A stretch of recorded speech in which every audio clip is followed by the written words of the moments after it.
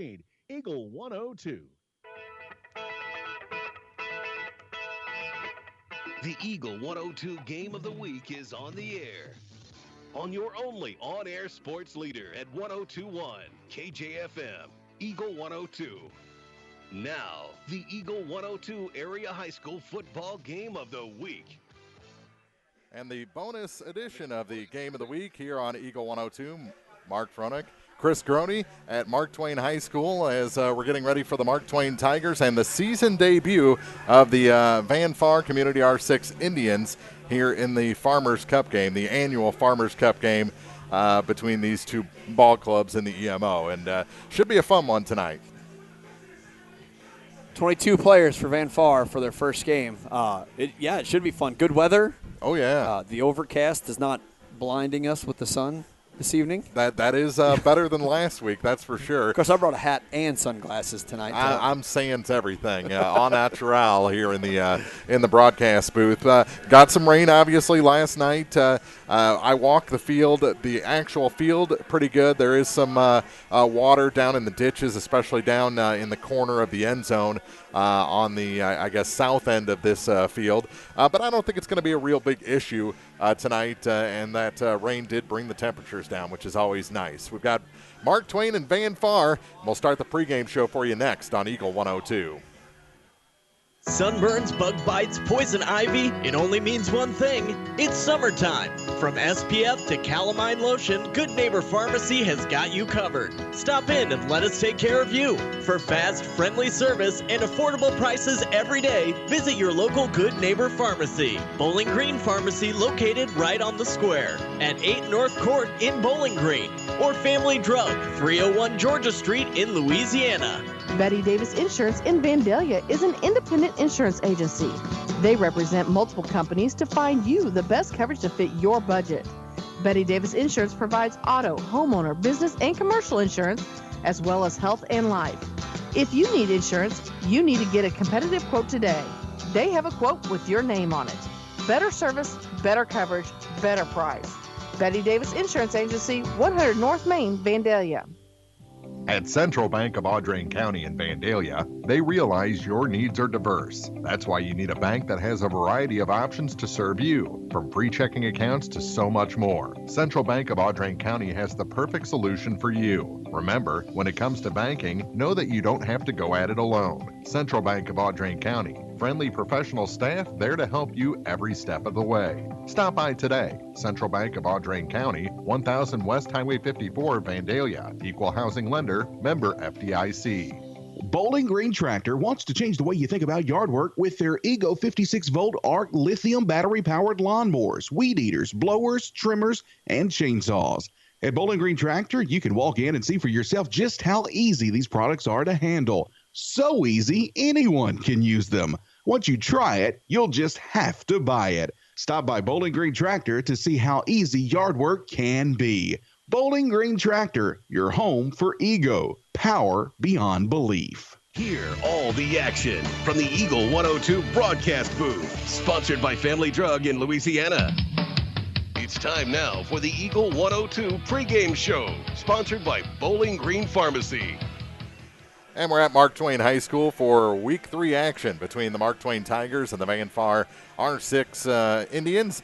First game of the season for Van Far and Community. Mark Twain played their season debut here on KJFM last week in a home loss to the Clopton-Ellsbury Indian Hawks, and they showed that they were susceptible to that deep ball against the big receivers of Clopton. I'm not sure if Van Far can match that kind of output downfield, but Van Far was here last week. They watched the game, and I think gave them some clues as to how to attack this Mark Twain team. Well, and I think in the pregame here we've seen a little bit of that preparation because we saw a couple run plays, but it looked like the majority of what they were warming up to do was throw the ball. So I think coming here watching and seeing that weak spot in Mark Twain, what they think may be a weak spot in Mark Twain's defense for that deep ball may have some impact in planning. Of course, you know as well as I do, football is a game of adjustments from week to week. So hopefully Mark Twain did some practice and adjusted that deep ball defense a little.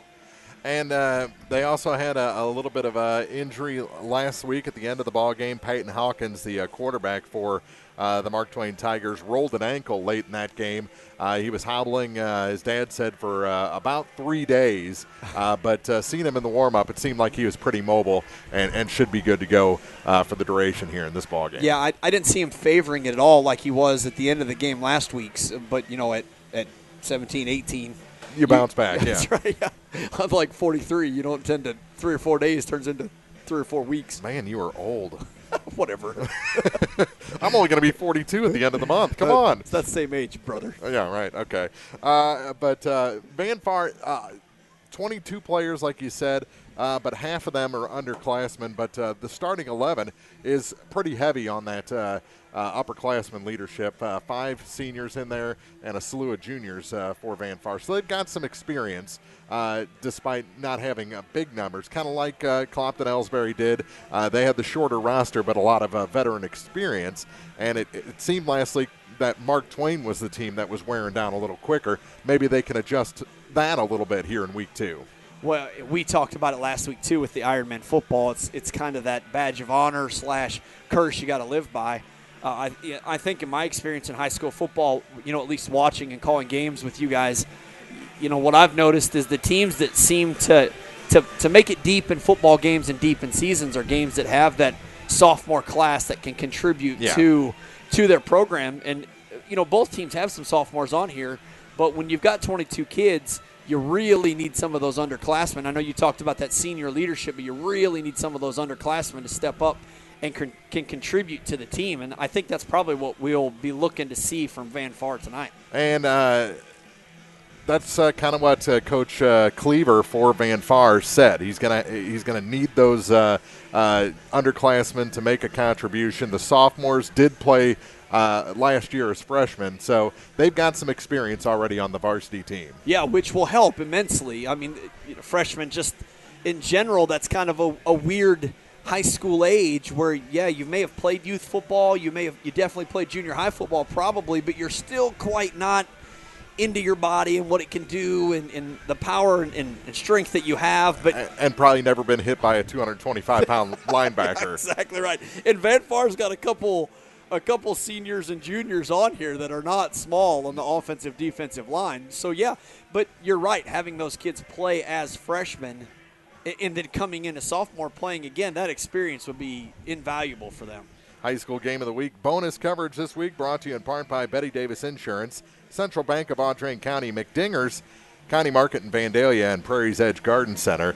Last night we saw Bowling Green pick up their first win over the Montgomery County Wildcats. Thoughts? You've had almost 20 hours for that game to marinate. What do you think of Bowling Green after that win? Well, I think Bowling Green has continued their fairly impressive defensive stance. They don't shut everybody down, but they do hold when they really need to hold. And then we saw Dylan Dalton at quarterback have just some huge breakout plays. You know, with 3 or 4 plays over 40 yards, and a couple of those were complete busted plays that he made, you know, something out of nothing, and then a big something out of nothing. So I think Bowling Green has found something definitely to work with offensively and defensively. They still need to make a few adjustments. I think we talked a little bit off the air.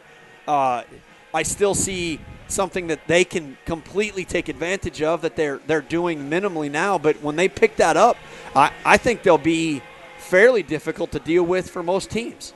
Yeah, they had a little bit of luck with a timely fumbled snap as Montgomery was driving, but they were really able to counterpunch well against Montgomery. Whenever they were hit, they hit right back almost immediately in that ball game. Kind of like what we saw from Clopton-Ellsbury and Mark Twain a week ago, at least for the first half of that ball game. So we've seen a lot of returns for touchdowns already, 4 of them in the last 2 weeks. It's craziness. We'll see if that trend continues as well.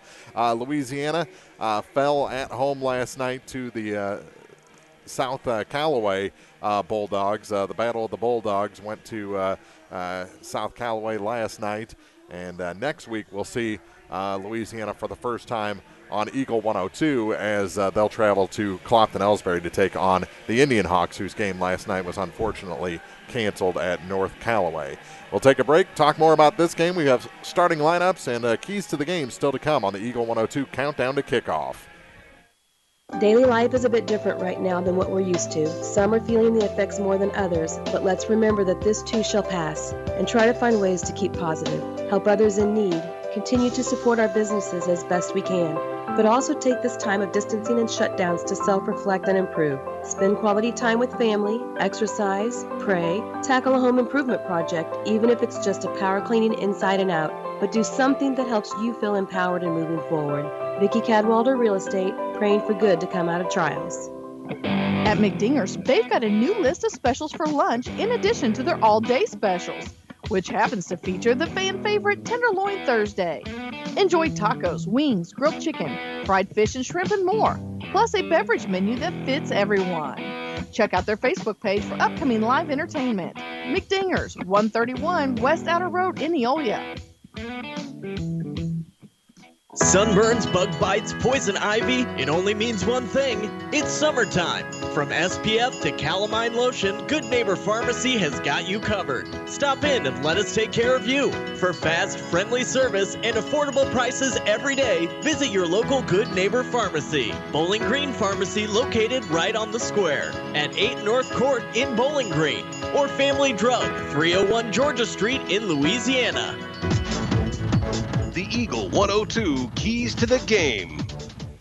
First key, whatever team is able to hold out and stay alive for 4 quarters is going to come out with a big advantage in this one. Like you said, the Ironman football, whatever line can hold the longest, I think, is going to win this ball game. Yeah, I think the key, unfortunately, I don't really have a key for the game for Van Far because we haven't seen them at all. But I think a key for Mark Twain will be obviously to work on that defense and not get beat by the deep ball. And then probably, Mark, just more importantly, really for the defense, is to be more aggressive towards the ball when it's in the air.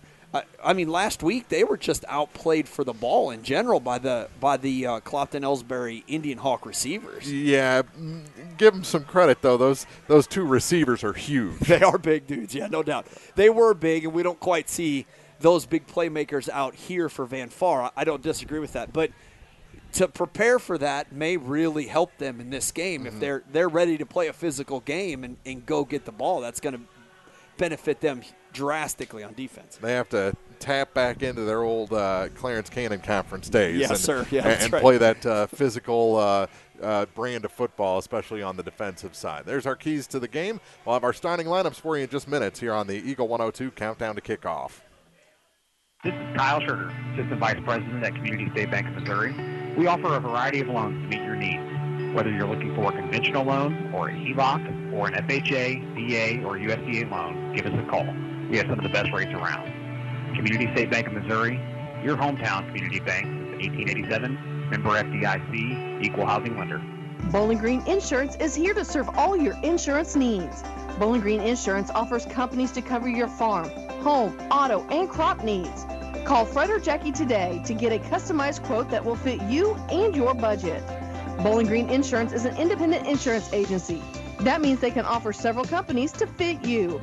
Give Bowling Green Insurance a call today to get a quote.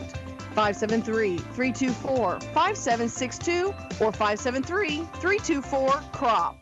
Hey, this is Ryan with Mid-America Auto and Towing in Bowling Green. We've got something for everybody's budget. Everything from $1,000 all the way up to $35,000. We have a constant rotation of new inventory, including cars, trucks, and SUVs. So if you're out and you're looking for a new car, come by and see me. If you're looking for a particular vehicle and you don't see it on the lot or the website, let me know, and I'll do my best to find it for you. Mid-America Auto and Towing, just off Highway 54 in Bowling Green, is a one-stop shop. Like us on Facebook or check out our website, midamericaautoandtowing.com. Sunburns, bug bites, poison ivy, it only means one thing. It's summertime. From SPF to calamine lotion, Good Neighbor Pharmacy has got you covered. Stop in and let us take care of you. For fast, friendly service and affordable prices every day, visit your local Good Neighbor Pharmacy. Bowling Green Pharmacy, located right on the square at 8 North Court in Bowling Green. Or Family Drug, 301 Georgia Street in Louisiana. The Eagle 102 starting lineups on KJFM are brought to you by Community State Bank in Bowling Green and Troy. And our starters for this ball game, we'll start with the visitors on the scoreboard, the Van Far Community R6 Indians. They're coached by John Cleaver. This is their season debut in the Farmers Cup game. The linemen offensively for Van Far are a junior, number 56, Case Stafford, junior, number 68, Easton McAfee, sophomore, number 72, Zach Couch, senior, number 74, Brandon Harvey, and a junior, number 79, Dominic Blackwell. So there's the linemen. The receivers for Van Far, tight end is a senior, number 42, Austin Taylor. Also at wide receiver, senior, number 5, Latrell Wright. Crazy that Latrell's already a senior on this Van Far team. Running backs, they've got 3 listed. Sophomore, number 34, Brandon Eoff. A junior, number 2, Bryson Lay. And a senior, number 7, Garrett Schmidt. And at quarterback for Van Far is a senior, number 11, Tony Garland. On the defense for Mark Twain, they're 0-1 on the season. They're coached by Carl Ashbury. And they'll start a sophomore, number 2, Jackson Lake at defensive back. Also at DB, a senior, number 5, Devin Whaley. Junior linebacker, number 9, Dawson Talbot. Another junior at defensive back, number 20, Peyton Hawkins. He'll also be the quarterback offensively. Senior linebacker, number 28, Evan Torrance. Also at linebacker, a sophomore, number 32, Gavin Davis. Defensive back, number 34, a junior, Landon Moss. Defensive line, a sophomore, number 38, Austin Shepard. Junior, number 58, Trey Monroe. Linebacker, sophomore, number 60, Coleman Epperson. He's a big boy. Yes. And sophomore, number 70 on the D-line, Clayton Turnbull. So there's your starters defensively for the 0-1 Mark Twain Tigers. Rivalry game, trophy up for grabs. Mark Twain has it, as last year they won this ball game. Just to check that, final was 26-14. Mark Twain outscored Van Far 13-8 in the first quarter. Second quarter was scoreless. Both teams scored 6 in the third, and Mark Twain added a touchdown in the fourth quarter. Hawkins in that game was 5 of 13 for 102 with a touchdown and an interception. That's a QB rating of 60.4. He also ran the ball 10 times for 17 yards and a touchdown. As a team, I think they ran the ball about 50 times, I think, and finished with about 250 yards as a team. Their leading rusher with 168, Epperson, in that game has since graduated, so he's not an option for this year's Mark Twain team.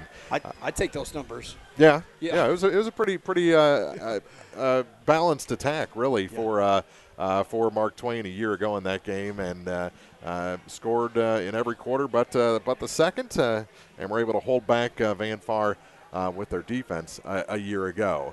But different teams, different personnel, and we've got our starting lineups. We'll find the referees' names and give those to you. We're about 12 minutes away from kickoff. Our countdown to kickoff on Eagle 102 continues after this on KJFM.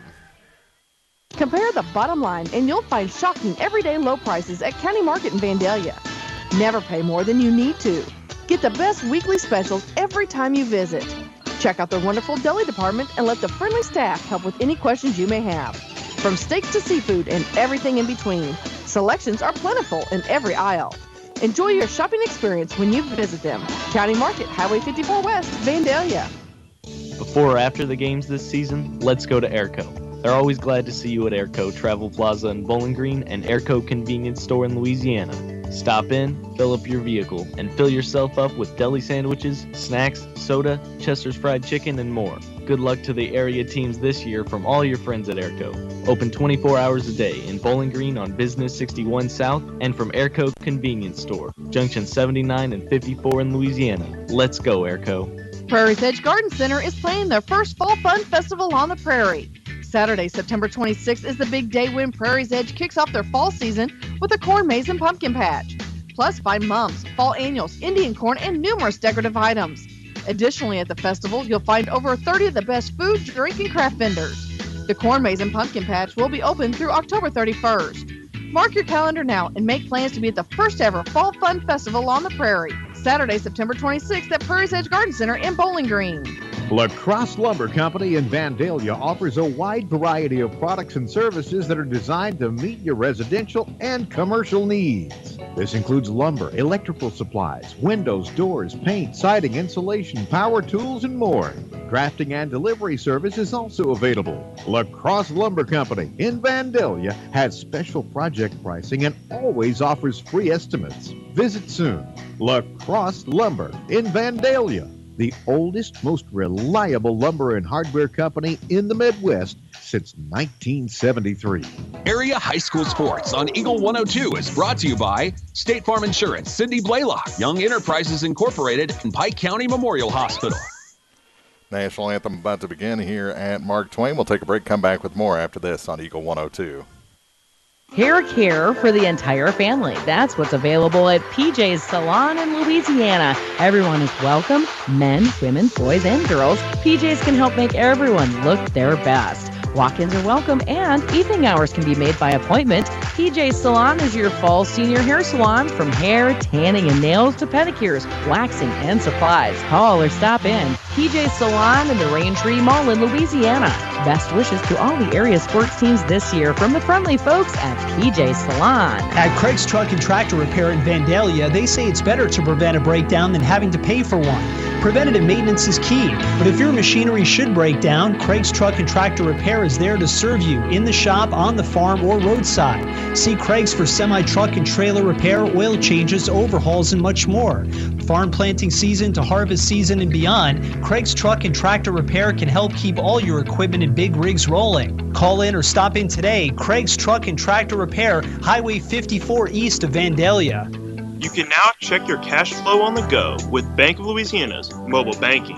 We're helping you manage your money from here, there, and everywhere with our new mobile and text banking services. You can check balances, view account history, transfer funds, and pay bills all from your phone. Visit us online at www.bola.cc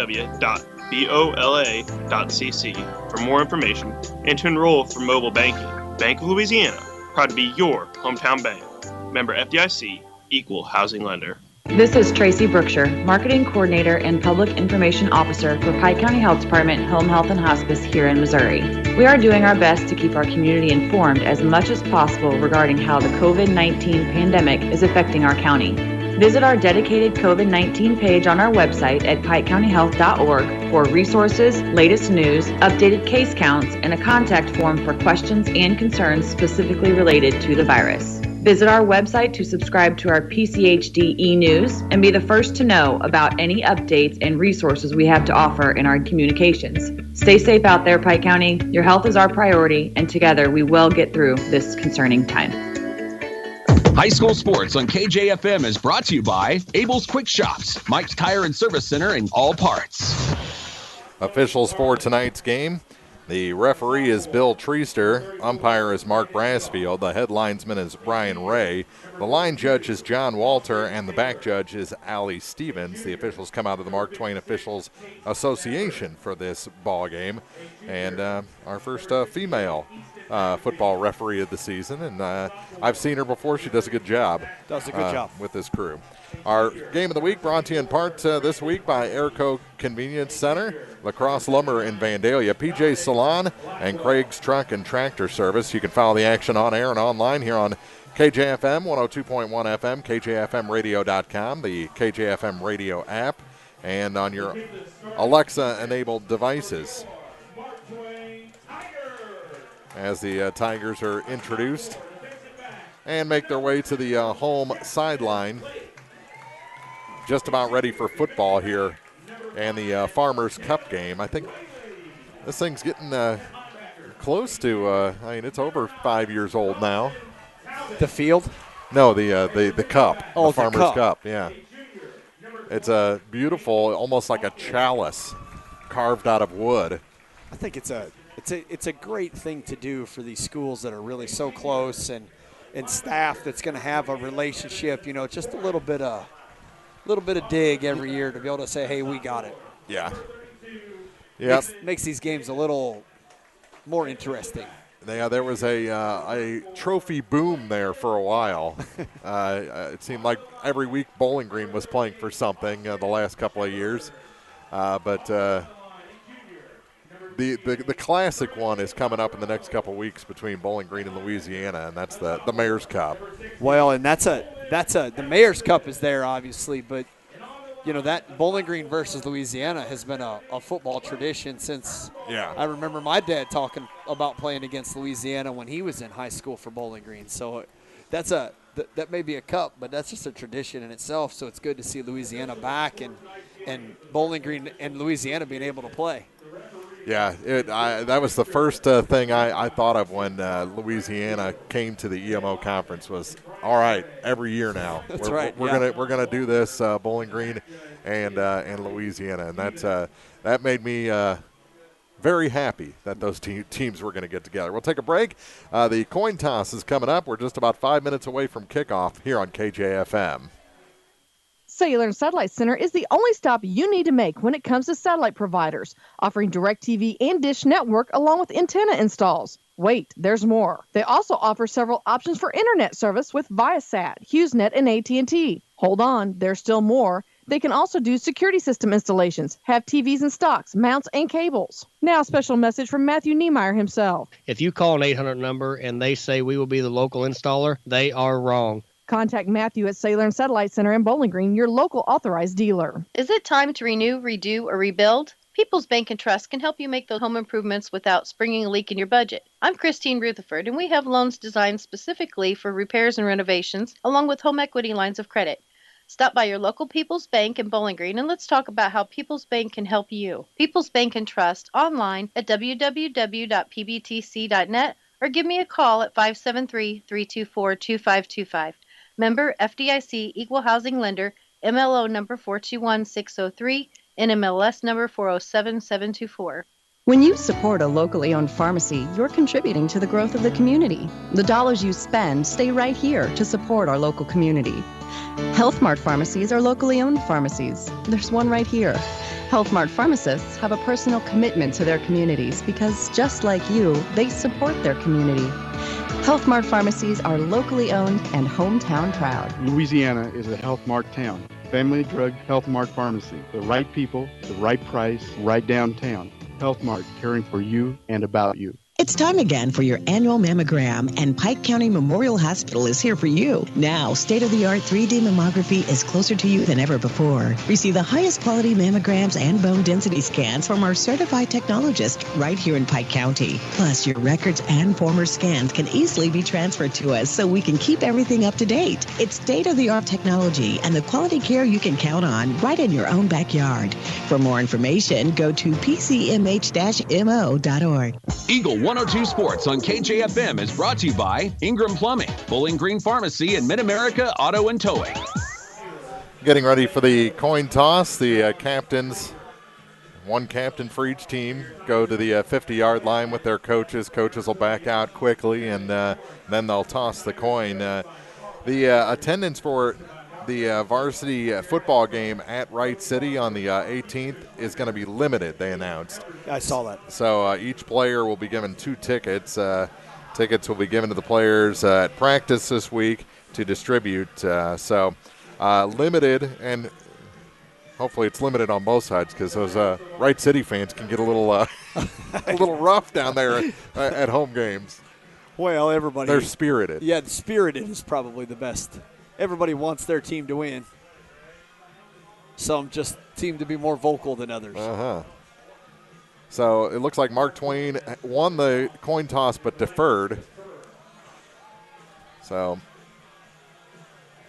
and Van Far will receive the opening kickoff here at Mark Twain High School. Their first action of the season. Let's see what Van Far and Community R6 bring to the table here in their first week. Week 3 action continues when we come back on Eagle 102. Bundle at Pike County Mutual Insurance and save. Pike County Mutual offers home auto discounts simply by placing your auto insurance through one of several auto companies that Pike County Farmers Mutual represent, and you're home with Pike County Mutual.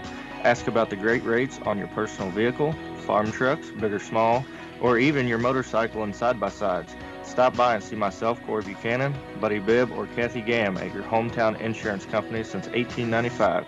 Come home, insure with Pike County Mutual Insurance on the square in Bowling Green. You'll be glad you did.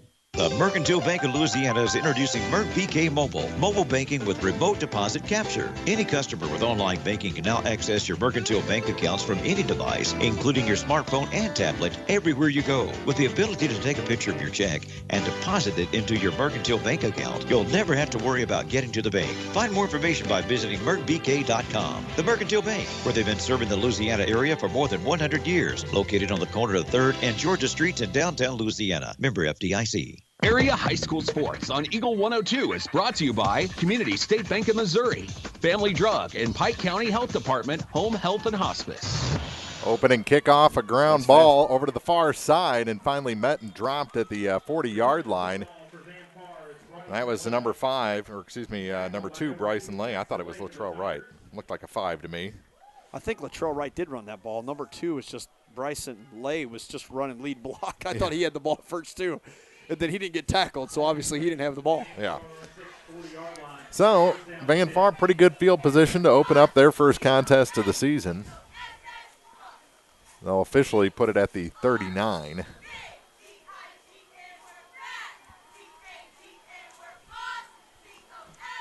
And we'll see the Van Far offense first.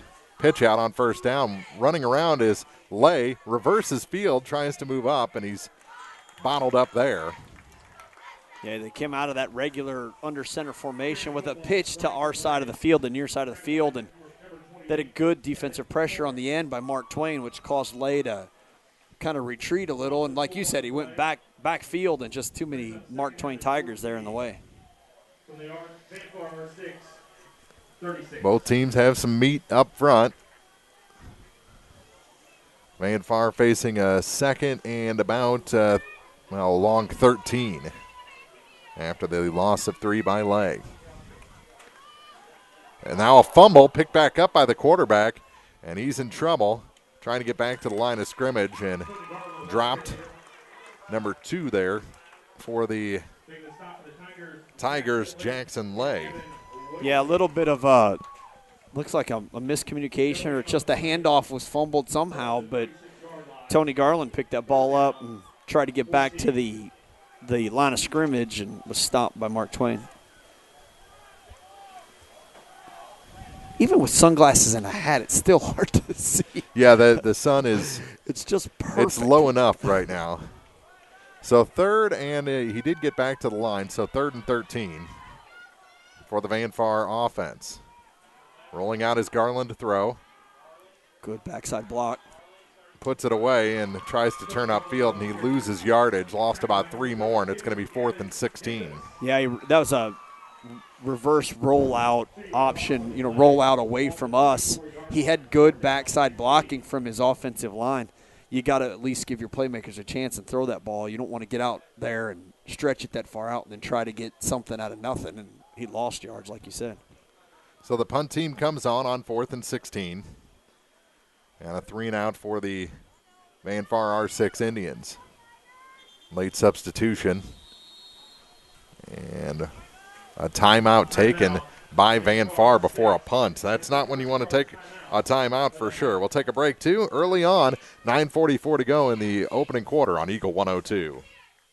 Ingram Plumbing has always been known for its outstanding plumbing service. But did you know that Ingram's is also the largest retail plumbing supply store in the area? We carry Delta faucets, a complete line of Whirlpool tubs and showers, jacuzzi pumps, and many other specialty items. At Ingram Plumbing, we're ready to meet all your plumbing needs. I should know. I'm Bonnie Ingram, and I've worked there for over 50 years. Stop by Ingram Plumbing today, Highway 61, Bowling Green. High School Sports on KJFM is brought to you by Pike County Mutual Insurance, Brown's Processing, and Bank of Louisiana.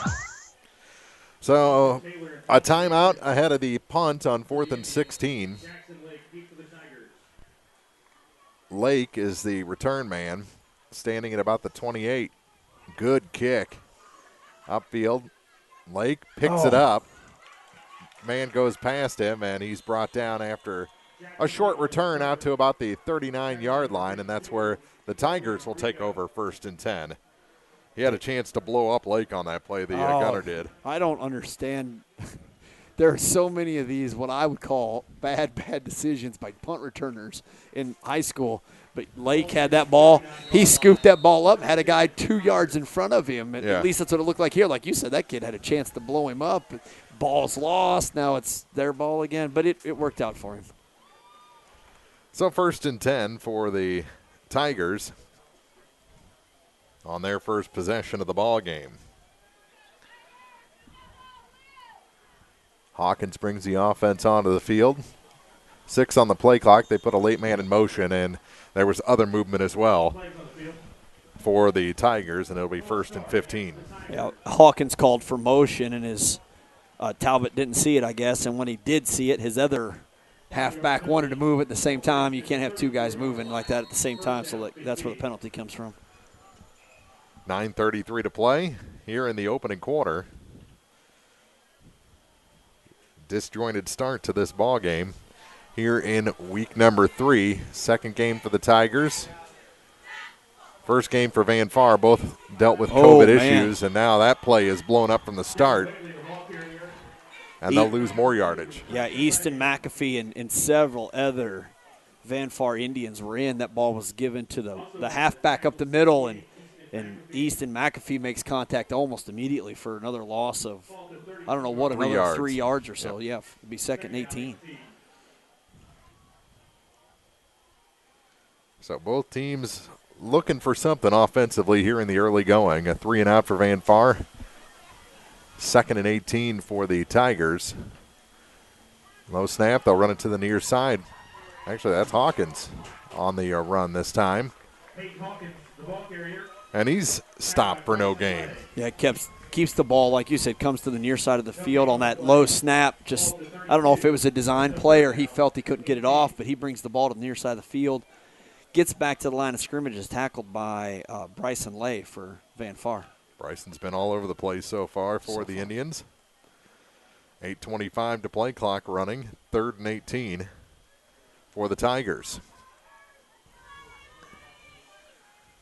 More motion. Hawkins hasn't lined up at quarterback the last 2 plays, and they're going to lose yardage again, looks like. Yeah, that was Evan Torrance, I think, there at quarterback. They had, like you said, Hawkins was down here in a slot receiver. Had a guy in motion, faked it, and kept it himself, and didn't get anything. Got back to the line of scrimmage, so 4th and 18 for Mark Twain. We saw Torrance taking some snaps at quarterback in the warm-up. Davis in confirmation for the Tigers. And the punt team comes on for Mark Twain. So both teams are 3 and out.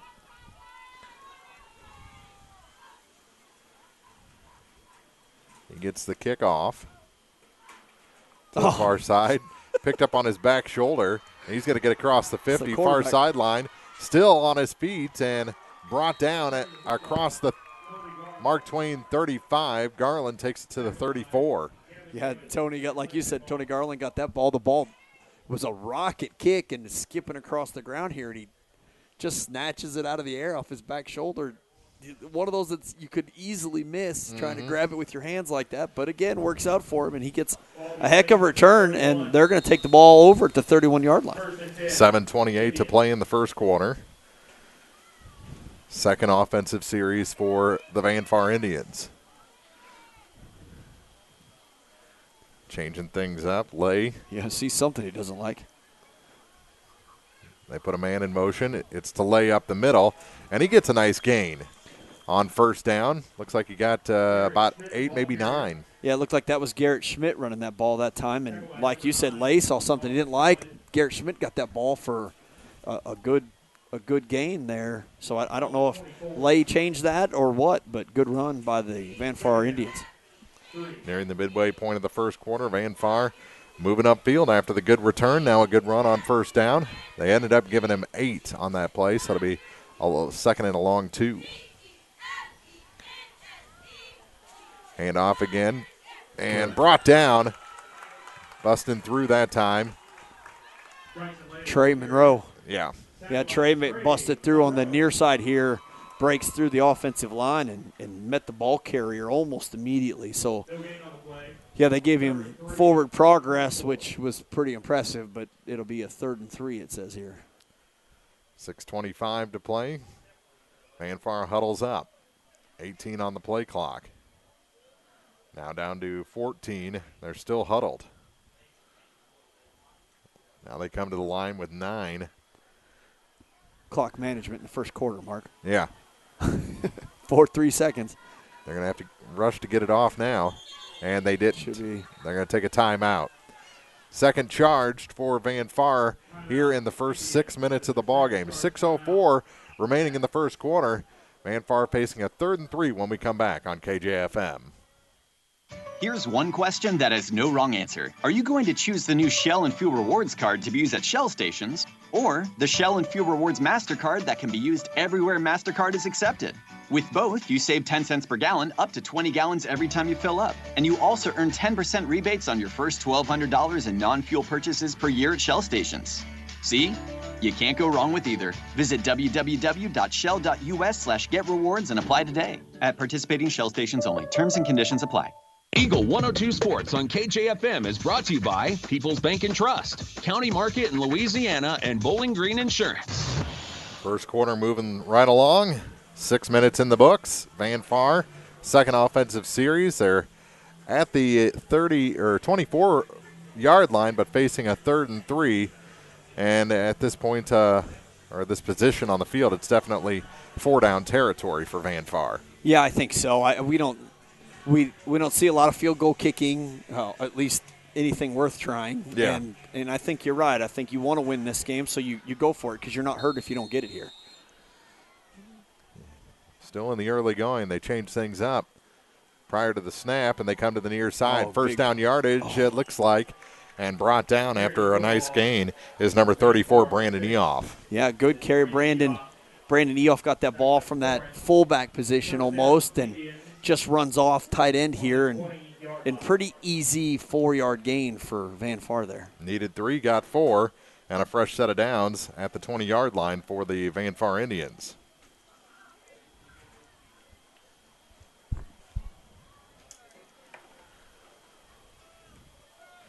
So Vanfar in position. The sun's starting to head down here. Getting late earlier now. Bryson Lay dives forward for a yard on first down. It'll be 2nd and 9. Yeah, the quarterback for Vanfar kind of reverse rolls out and gives that ball. Try to give that linebacker a misdirection almost. You know, he turns to his right and gives the ball to the running back going back left, and Bryson didn't have much to choose from, but does dive forward to get that 1 yard. Yeah, it looks more like a half yard now. We're down to 5 minutes to go in the first quarter. We'll be at Clopton High School next week. Clopton-Ellsbury Indian Hawks and the Louisiana Bulldogs, and nothing there that time for number 7, Garrett Schmidt. Yeah, Landon Moss for Mark Twain was in the backfield and shut that play down. Garrett Schmidt didn't really have a chance because Landon was all over him right from the first time he got the ball. So 3rd and 10 for the Indians. 4.5 to play. Again, 4-down territory. Clock continues to roll. Play clock at 15 as they break the huddle. Indians and the Tigers, no score, and flags come out. A false start on the wide receiver down here. You think that was going to be a passing play then? I think it was. I think a little excited there was Latrell Wright. I think he got down here and he got set up with the ref, make sure he was where he was supposed to be, but then just before the ball snapped, he kind of gave that a little bounce step to go, and they called him on it. So it'll be 3rd and 15 now. And he was only 3 feet from the ref over here, so it's pretty easy to see.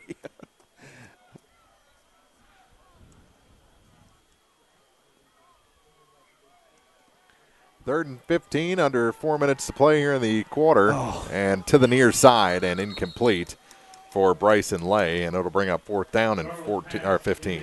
Yeah, Vanfar gets that. They the quarterback takes that ball from under center and he rolls out to his right. He's got good protection, but it looks like it was designed to roll him right, and then he turns and throws it back to Bryson Lay back here kind of on a screen or something. And he just didn't.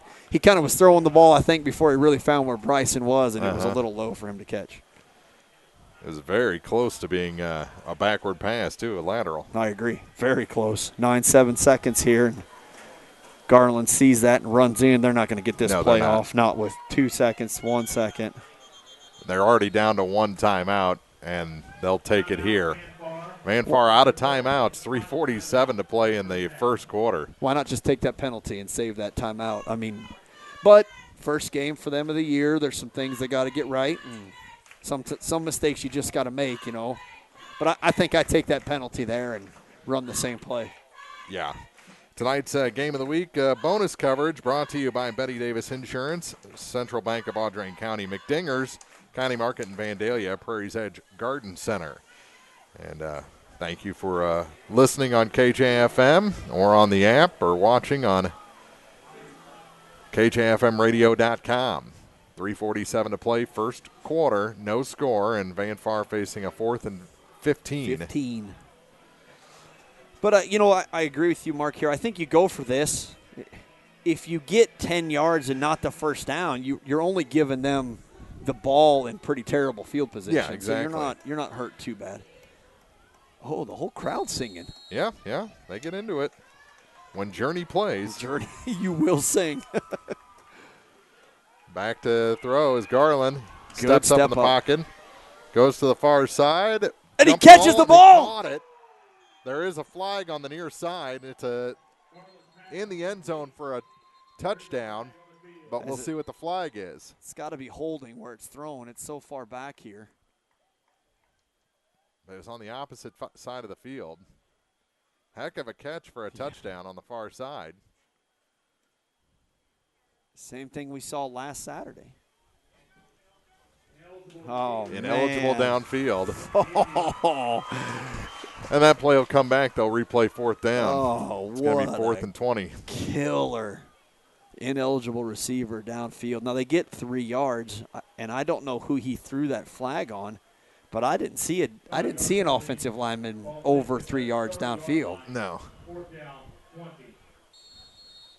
So 4th and 20. Oh, man. Wipes the TD off the scoreboard. Well, let's see if he can throw it an extra 5 yards. We know Luttrell will go get it. Yeah, pretty good ball last time, 50-50 ball. Lineman falls down, and he puts it up, and it is incomplete. Through the hands that time, went right through the breadbasket, and a turnover on downs with 3:34 to play here in quarter number 1. Mark Twain gets the ball back. Yeah, Tony Garland threw that ball, so Luttrell Wright ran basically a post, basically, which is where he comes from that wide receiver towards the field goal post. Garland put that ball in a good spot, but Peyton Hawkins kind of gets in and swats at his hands and knocks that ball down. Good defensive play. Good attempt by the Vanfar Indians, because if he caught that ball, that was probably a first down. Exactly. Instead of first down for the Tigers, as they bring the offense back on the field for the second time. And they're running on first down up the middle in a short gain. There on the stop was number 58 for the Indians. 56, I believe. No. 68. There you go. There you go. Yes, sir. Easton McAfee. Yeah, Easton, that ball was handed off up the middle. It looked like to Evan Torrance. And Easton was right there to meet that ball right at the line of scrimmage. And it looks like they're going to give him about 3 yards. His shirt was bunched up in the front. Yeah, sure. This is the sun now that it's down. Yeah, exactly. Quarterback keeps it this time and again brought down quickly. 3 Indians there on the stop, led by Garrett Schmidt. Austin Taylor, too, in on that tackle. And that was a quarterback keeper fake option up the middle. And Peyton kept that ball to come to the outside here and was just met by several Vanfar Indians to stop him. Yeah, Indian Hawks last week, Indians this week. We need to start spreading out our mascots here. Tigers, Bulldogs. I need Indian Hawks, Indians. Yeah, try doing as it's a keeper again for Hawkins. But, excuse me. Or was that Hawkins? No, 28. 28, Evan Torrance. Yeah, there you go. Evan Torrance had that ball, and Morgan Rigaud in on that tackle, the freshman for Van Far, coming from a far side defensive end position. Just read that play and made a good tackle. So 4th and about 5, short 5, but the punt team comes on for the Mark Twain Tigers. Quick series. Down to 10 seconds on the play clock. Got it off. Oh! Almost blocked it. Almost blocked it, and it goes out of bounds at about the 45-yard line.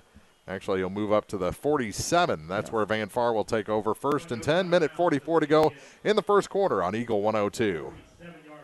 Farmers, the crew at Mike's Tire and Service Center is here to serve you. They know the hours you put in, definitely not your typical 8 to 5, which makes it difficult to get that equipment in for service. Therefore, they offer on-the-farm tire repair. Call Mike's Tire and Service Center and they'll be happy to work with you to get you back to operation as usual. Hi folks, my name is Cody Kirkendall, Mike's Tire and Service Center, located on Business Highway 61 in Bowling Green. Mike's Tire and Service Center proudly supports all area farmers. Area High School Sports on Eagle 102 is brought to you by Cellular and Satellite Center, the Mercantile Bank in Bowling Green Tractor.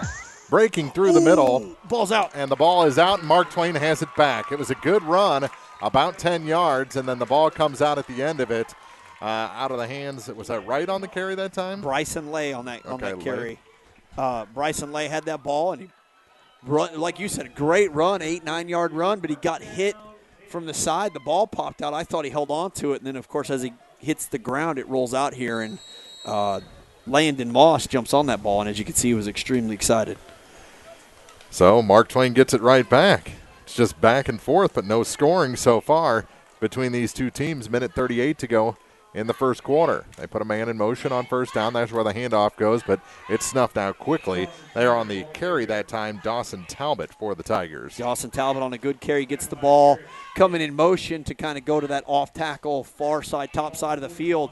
And Garrett Schmidt was right there about the time he got the ball and tackled him from behind. So good play by the linebacker for Van Far. That'll create a 2nd and 12.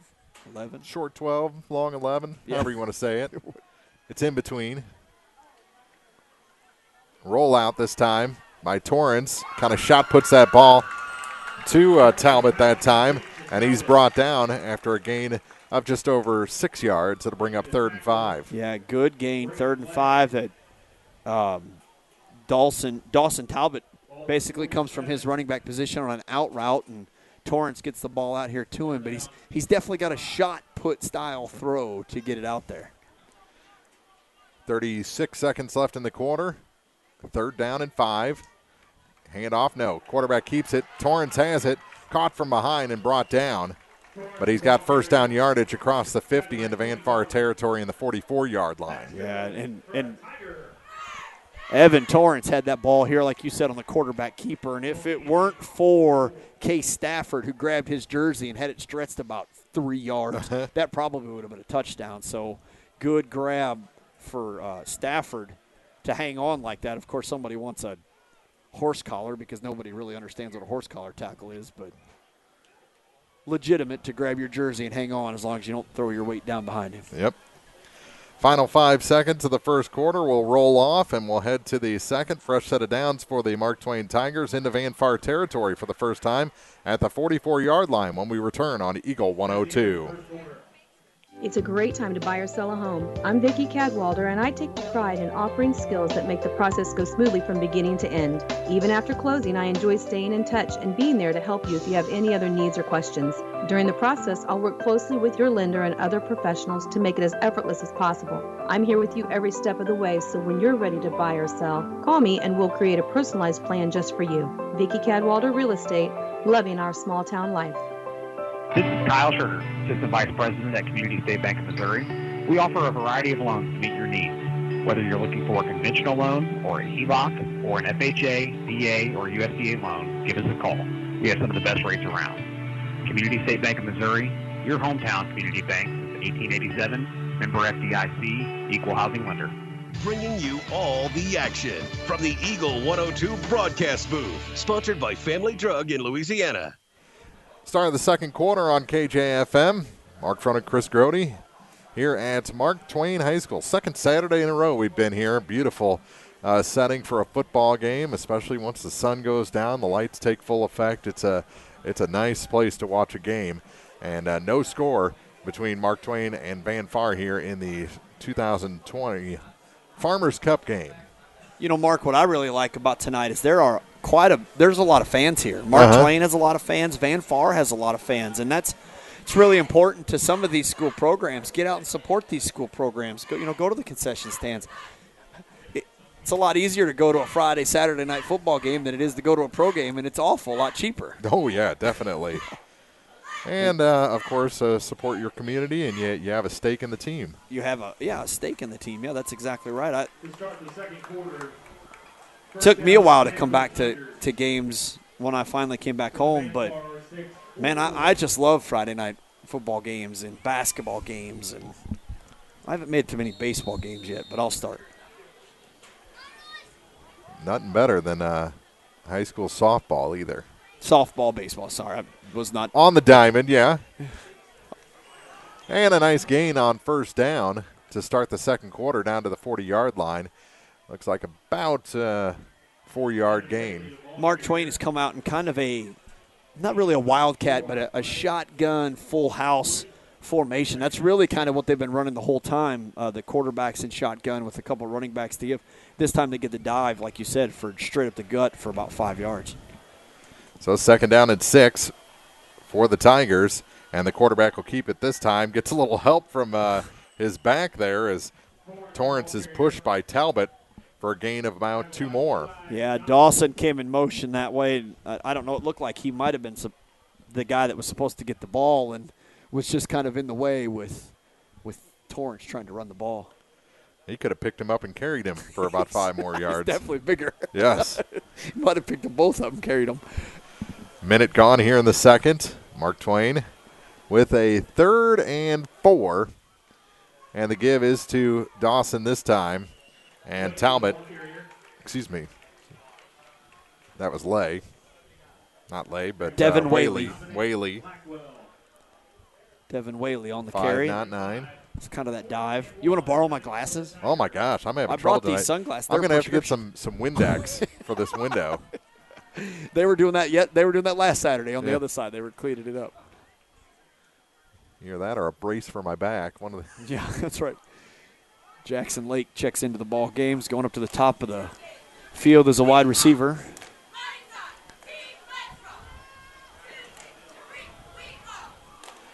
On 4th and 1 for the Tigers, and they're going to have to take a timeout. Smart. Van Far was coming. Yeah. It looked like on a jailbreak blitz, and wisely they used the timeout there to not give up this turnover. 2 minutes gone here in the second quarter. It's a 4th and 1 for the Mark Twain Tigers from the 35-yard line when we come back on Eagle 102. Sunburns, bug bites, poison ivy, it only means one thing. It's summertime. From SPF to calamine lotion, Good Neighbor Pharmacy has got you covered. Stop in and let us take care of you. For fast, friendly service and affordable prices every day, visit your local Good Neighbor Pharmacy. Bowling Green Pharmacy located right on the square at 8 North Court in Bowling Green. Or Family Drug, 301 Georgia Street in Louisiana.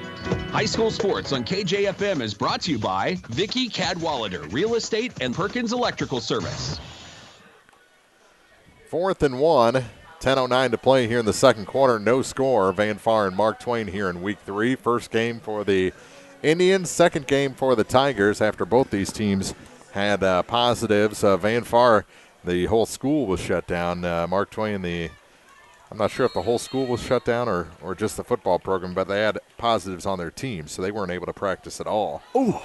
Big hit there, and they'll get the 1 yard.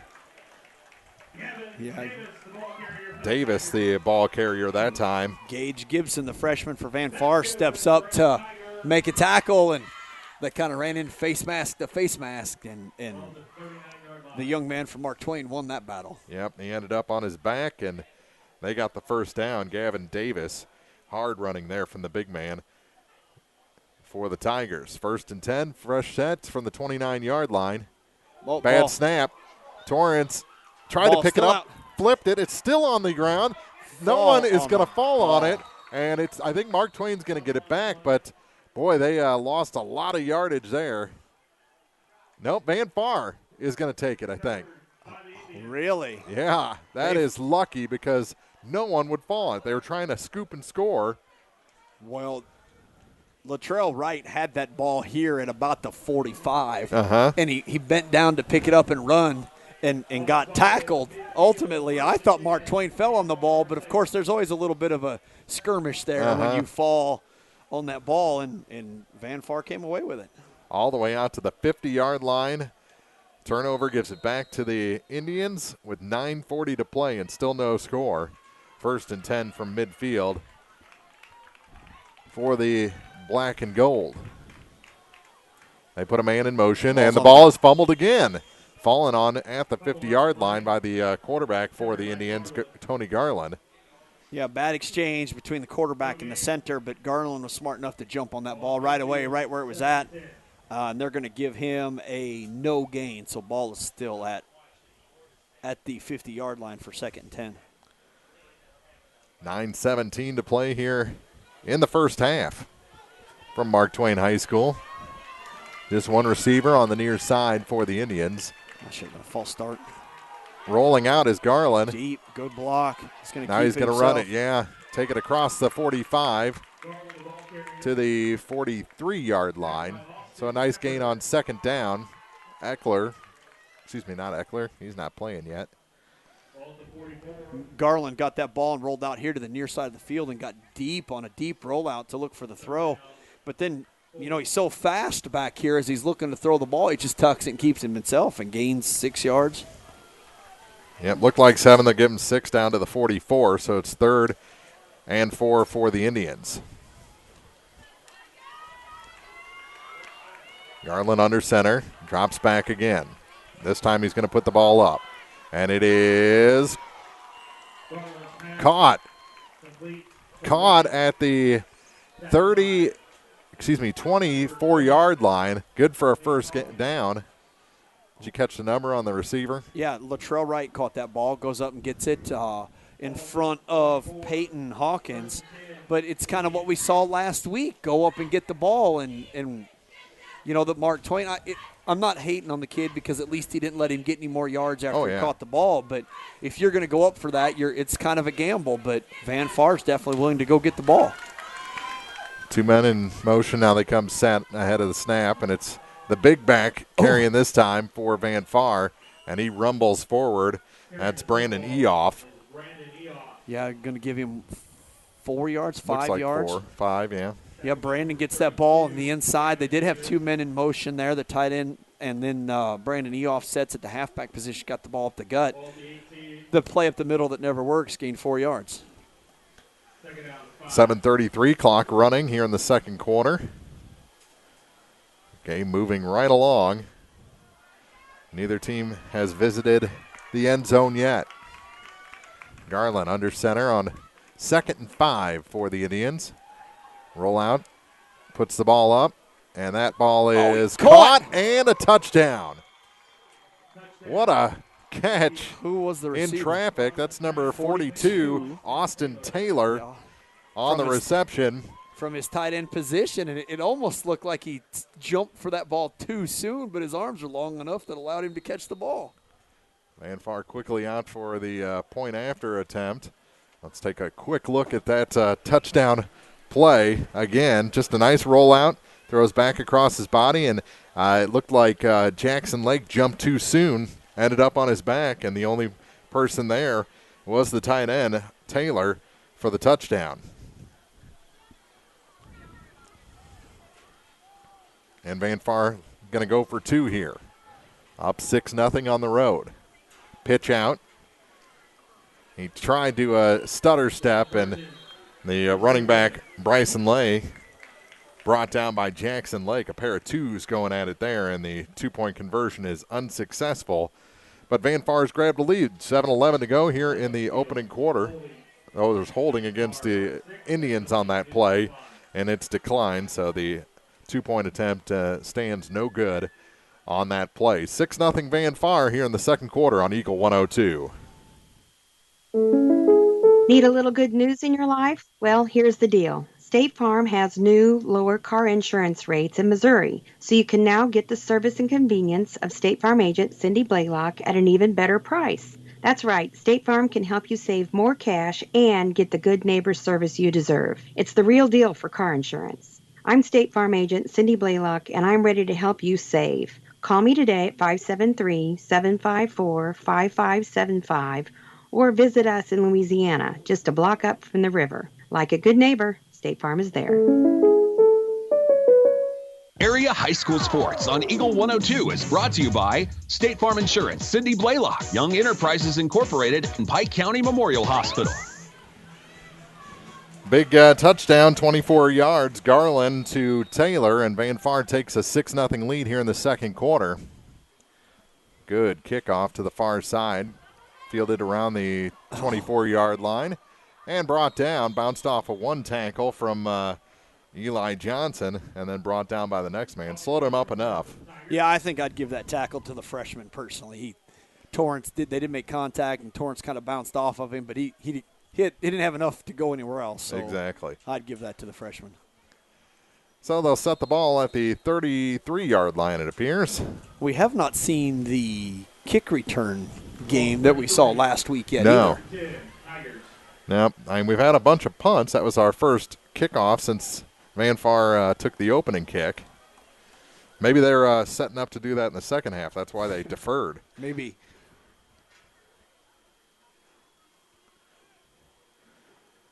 And on first down, a little off-tackle run by Torrance. Eli Johnson there, the freshman again in on the tackle.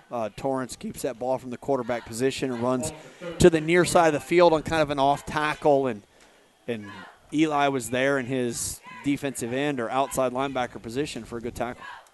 So the freshman didn't start this game, but has made tackles on back-to-back plays, special teams and defensive. 3-yard gain by Torrance. And there's 6.5 minutes to play in the first half.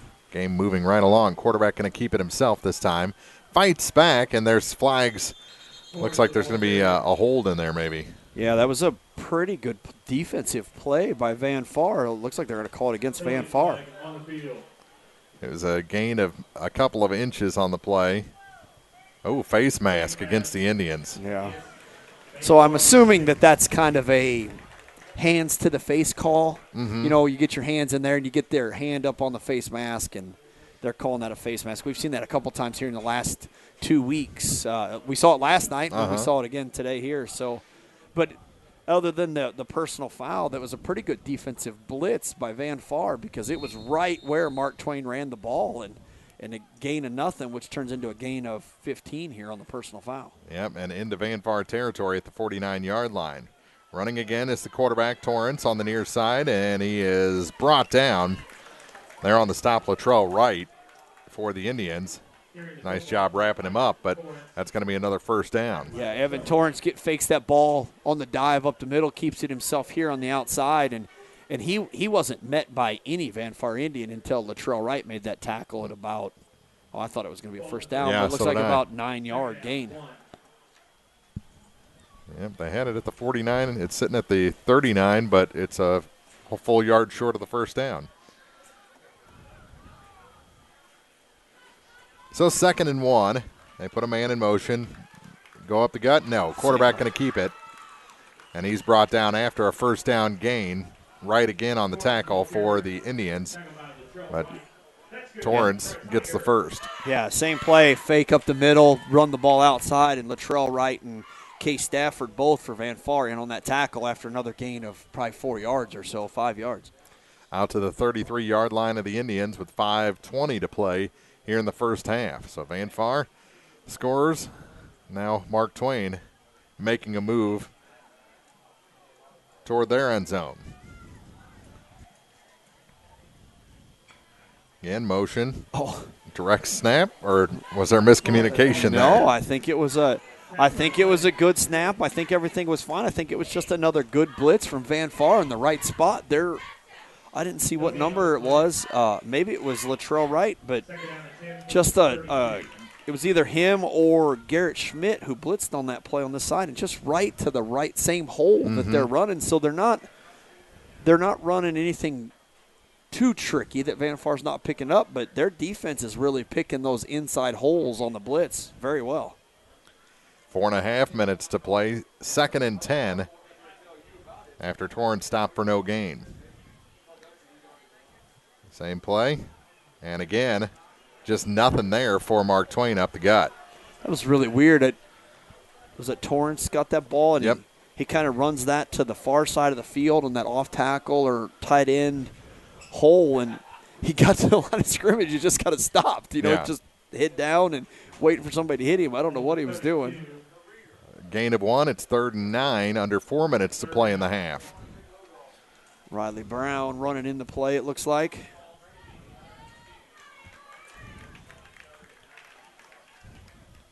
This first half is going to be complete in under an hour. Yeah.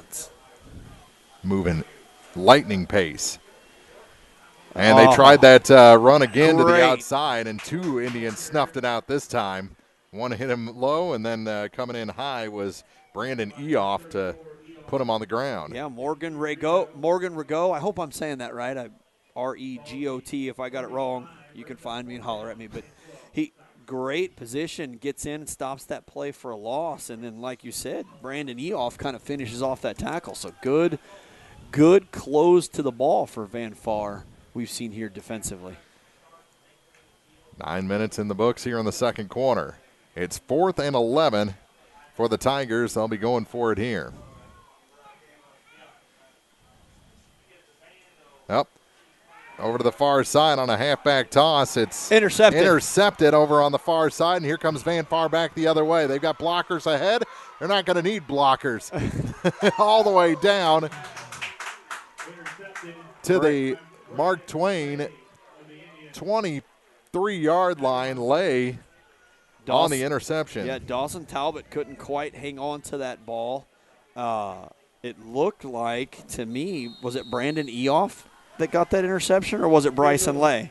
Well, let's see on the far side. Actually, it is Eoff, isn't it? It looked like Brandon got that ball, and then Devin Whatley. No, Braden Lay, 24. Not 24, Bryson. Okay.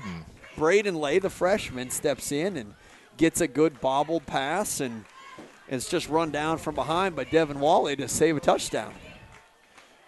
Thank goodness for the replay we have on KJFM. Radio.com. At least I had the 4 right. Yeah. Yeah.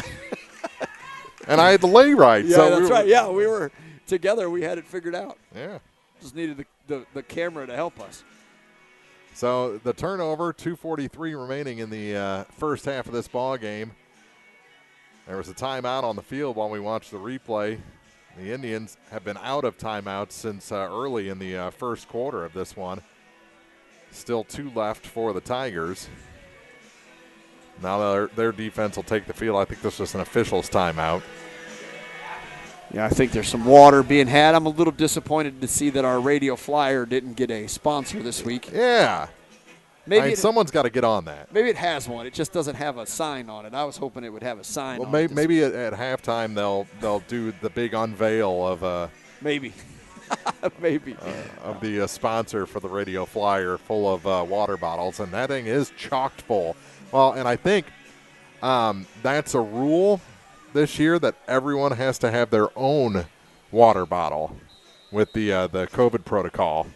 So that's why there are so a wagon full. Yeah.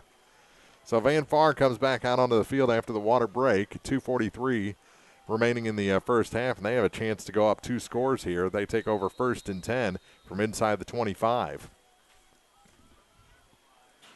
Mark Twain going to have to tighten up defensively.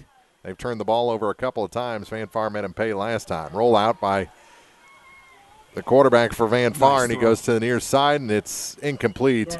Falling down on the play was the intended target. I think that was Bryson Lay. Yeah, Latrell Wright. Yeah, the good rollout. I like how the quarterback Garland gets deep as he rolls out to provide himself. And we just saw he's got a strong enough arm to make the throw. That was just a little bit too. outside for Luttrell to get to. But and good I play. think he stumbled trying to come back to that ball. And Yeah, I think you're right because he kind of fell down there. And that would have been, a completion inside the 5? Yes, it would have. Instead, 2nd and 10 from the 24-yard line. A little miscommunication over on the far side in the blocking, but rumbling forward is Lay to, I believe, get back to the line of scrimmage. It's going to bring up 3rd down. Yeah, not much there. They give the ball to their halfback going to the far side of the field, and he's met by several Mark Twain Tigers who stopped him. Looks like there's a loss of play here, so it'll be 3rd and 11 here. Broke away from an ankle tackle to get even back near the line of scrimmage, but we're down 2 minutes to go in the first half of this ball game. Van Far needs a play here on 3rd and 11. An inside handoff to Lay. Flag comes out. And I feel that this is going to be 3rd and about 21 here. Yeah, I think you're probably right. Where that flag was thrown to, that is the nuclear equation to holding. There it is. There's the official call. So it'll be 3rd and 21. Moves them outside the 30 to about the 34-yard line, maybe 35. And Van Far heading the wrong way after getting that long pick.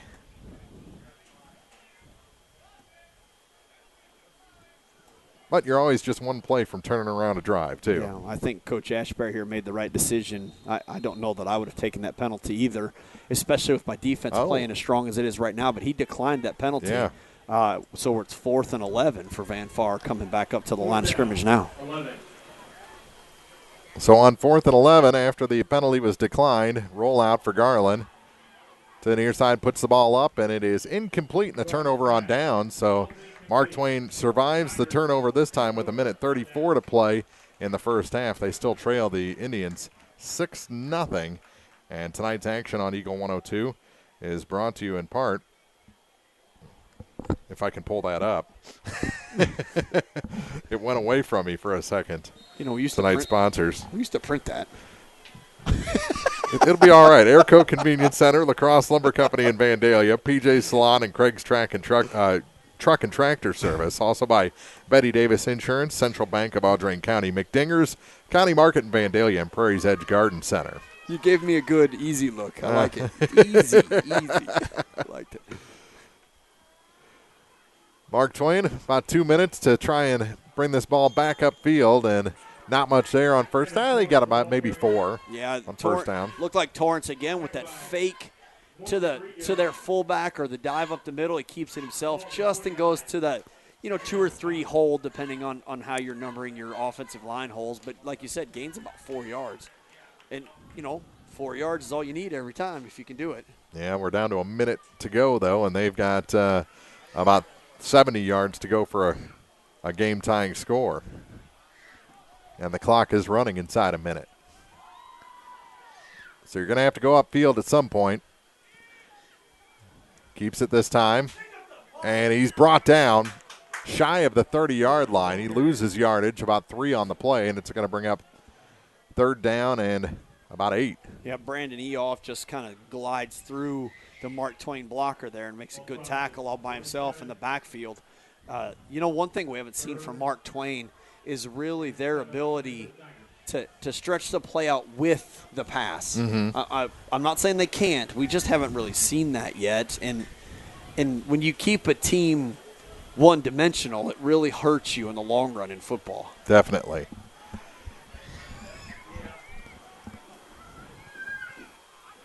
Lots of movement on both sides of the ball before the snap, and not much there for Torrance this time before Wright brings him down. And that's it for the first half. We've played 2 quarters already in just 48 minutes. We've played 2 quarters here at Mark Twain High School, and the Van Far Indians lead the Farmers Cup game 6-0 as we head to the halftime show after this on a KJFM. The Eagle 102 Halftime Report is coming up, sponsored by Cellular and Satellite Center. Cellular and Satellite Center is the only stop you need to make when it comes to satellite providers, offering DirecTV and Dish Network along with antenna installs. Wait, there's more. They also offer several options for internet service with Viasat, HughesNet, and AT&T. Hold on, there's still more. They can also do security system installations, have TVs in stocks, mounts, and cables. Now, a special message from Matthew Niemeyer himself. If you call an 800 number and they say we will be the local installer, they are wrong. Contact Matthew at Sailor and Satellite Center in Bowling Green, your local authorized dealer. Your 401k is likely one of your most important assets, but it's only one part of a comprehensive retirement strategy. Edward Jones can help you understand how your retirement assets fit into your entire retirement picture so you can work toward meeting your unique retirement goals.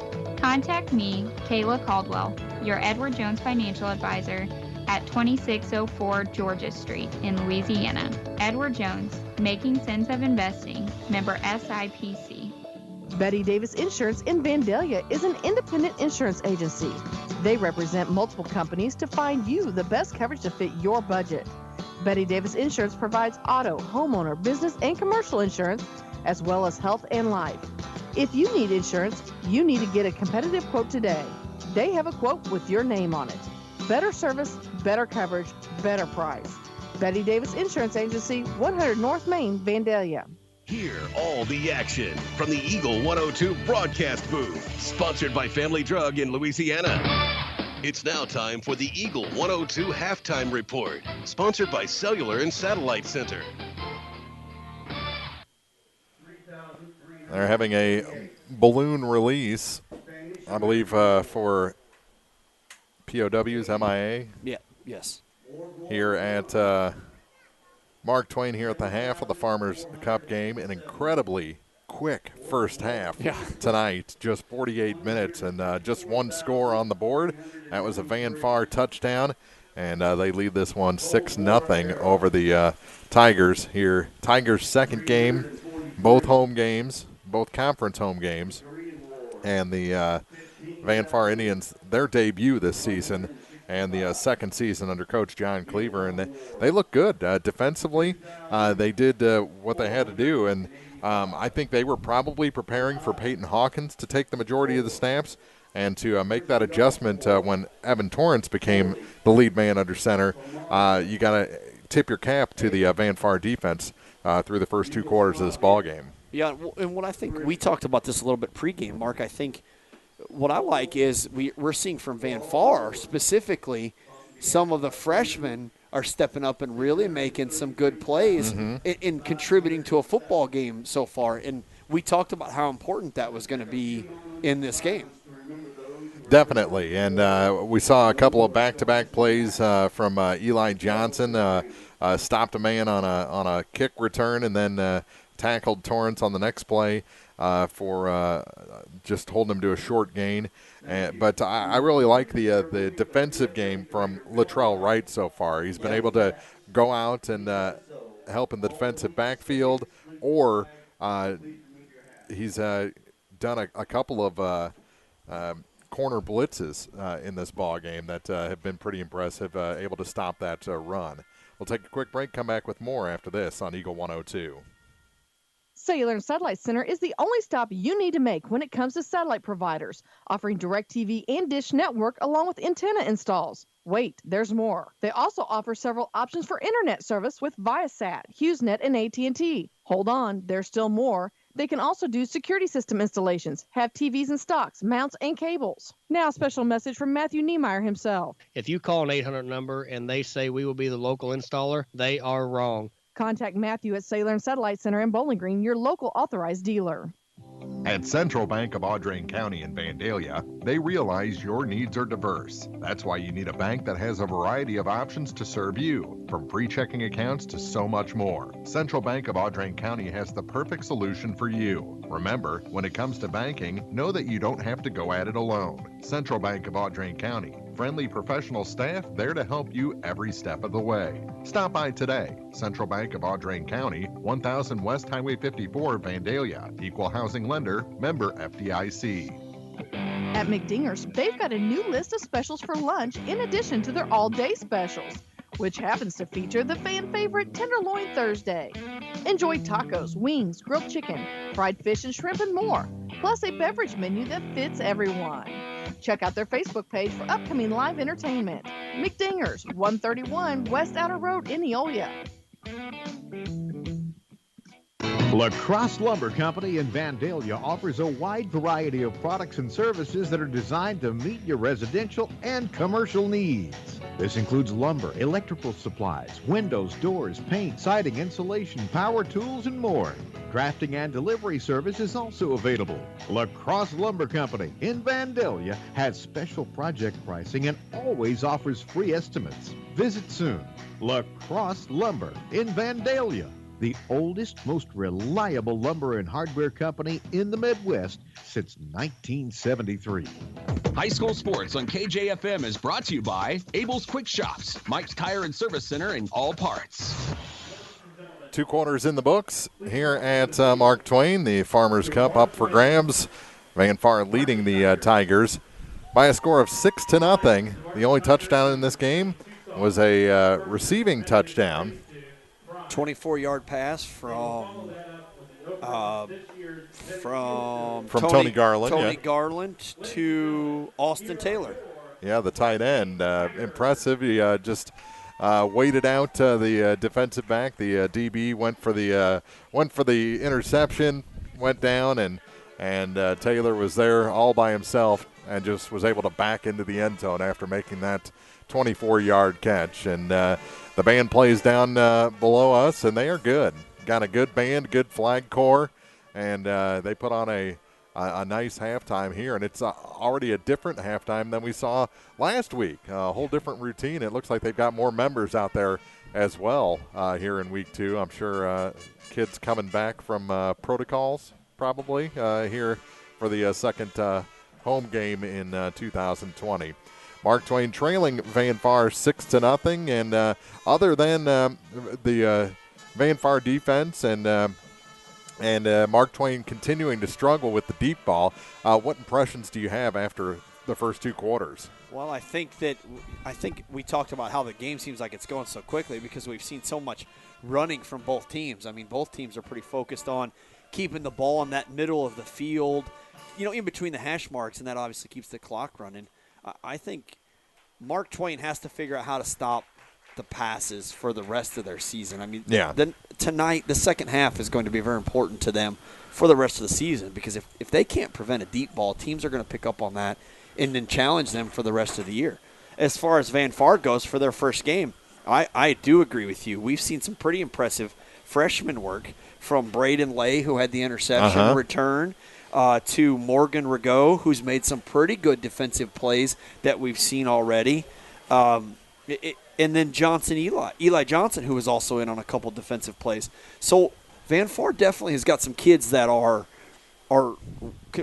willing and are contributing to a football team, some young kids.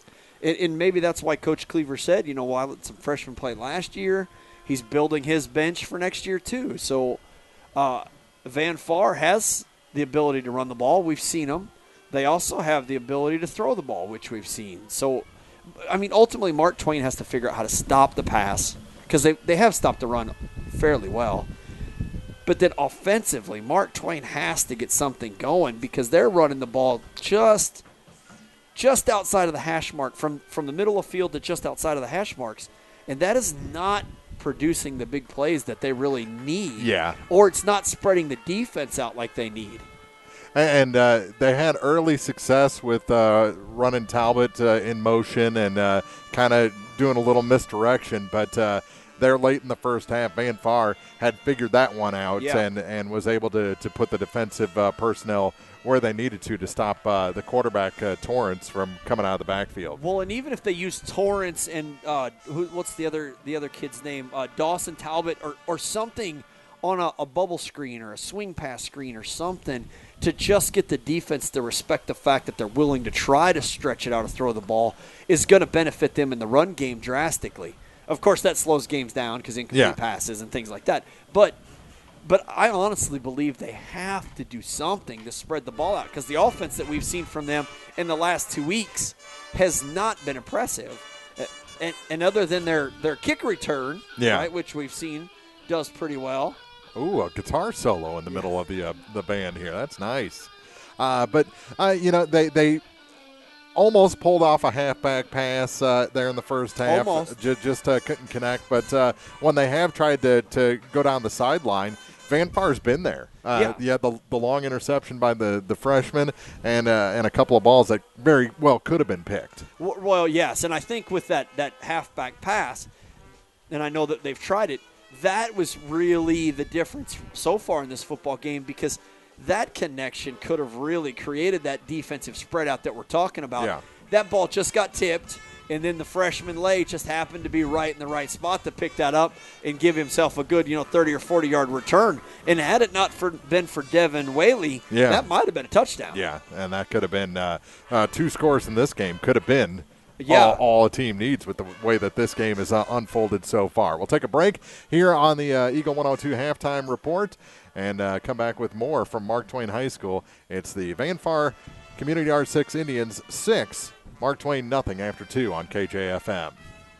Cellular and Satellite Center is the only stop you need to make when it comes to satellite providers, offering DirecTV and Dish Network along with antenna installs. Wait, there's more. They also offer several options for internet service with Viasat, HughesNet, and AT&T. Hold on, there's still more. They can also do security system installations, have TVs in stocks, mounts, and cables. Now a special message from Matthew Niemeyer himself. If you call an 800 number and they say we will be the local installer, they are wrong. Contact Matthew at Cellular and Satellite Center in Bowling Green, your local authorized dealer. Hair care for the entire family. That's what's available at PJ's Salon in Louisiana. Everyone is welcome. Men, women, boys, and girls. PJ's can help make everyone look their best. Walk-ins are welcome, and evening hours can be made by appointment. PJ's Salon is your fall senior hair salon, from hair, tanning, and nails to pedicures, waxing, and supplies. Call or stop in. PJ's Salon in the Raintree Mall in Louisiana.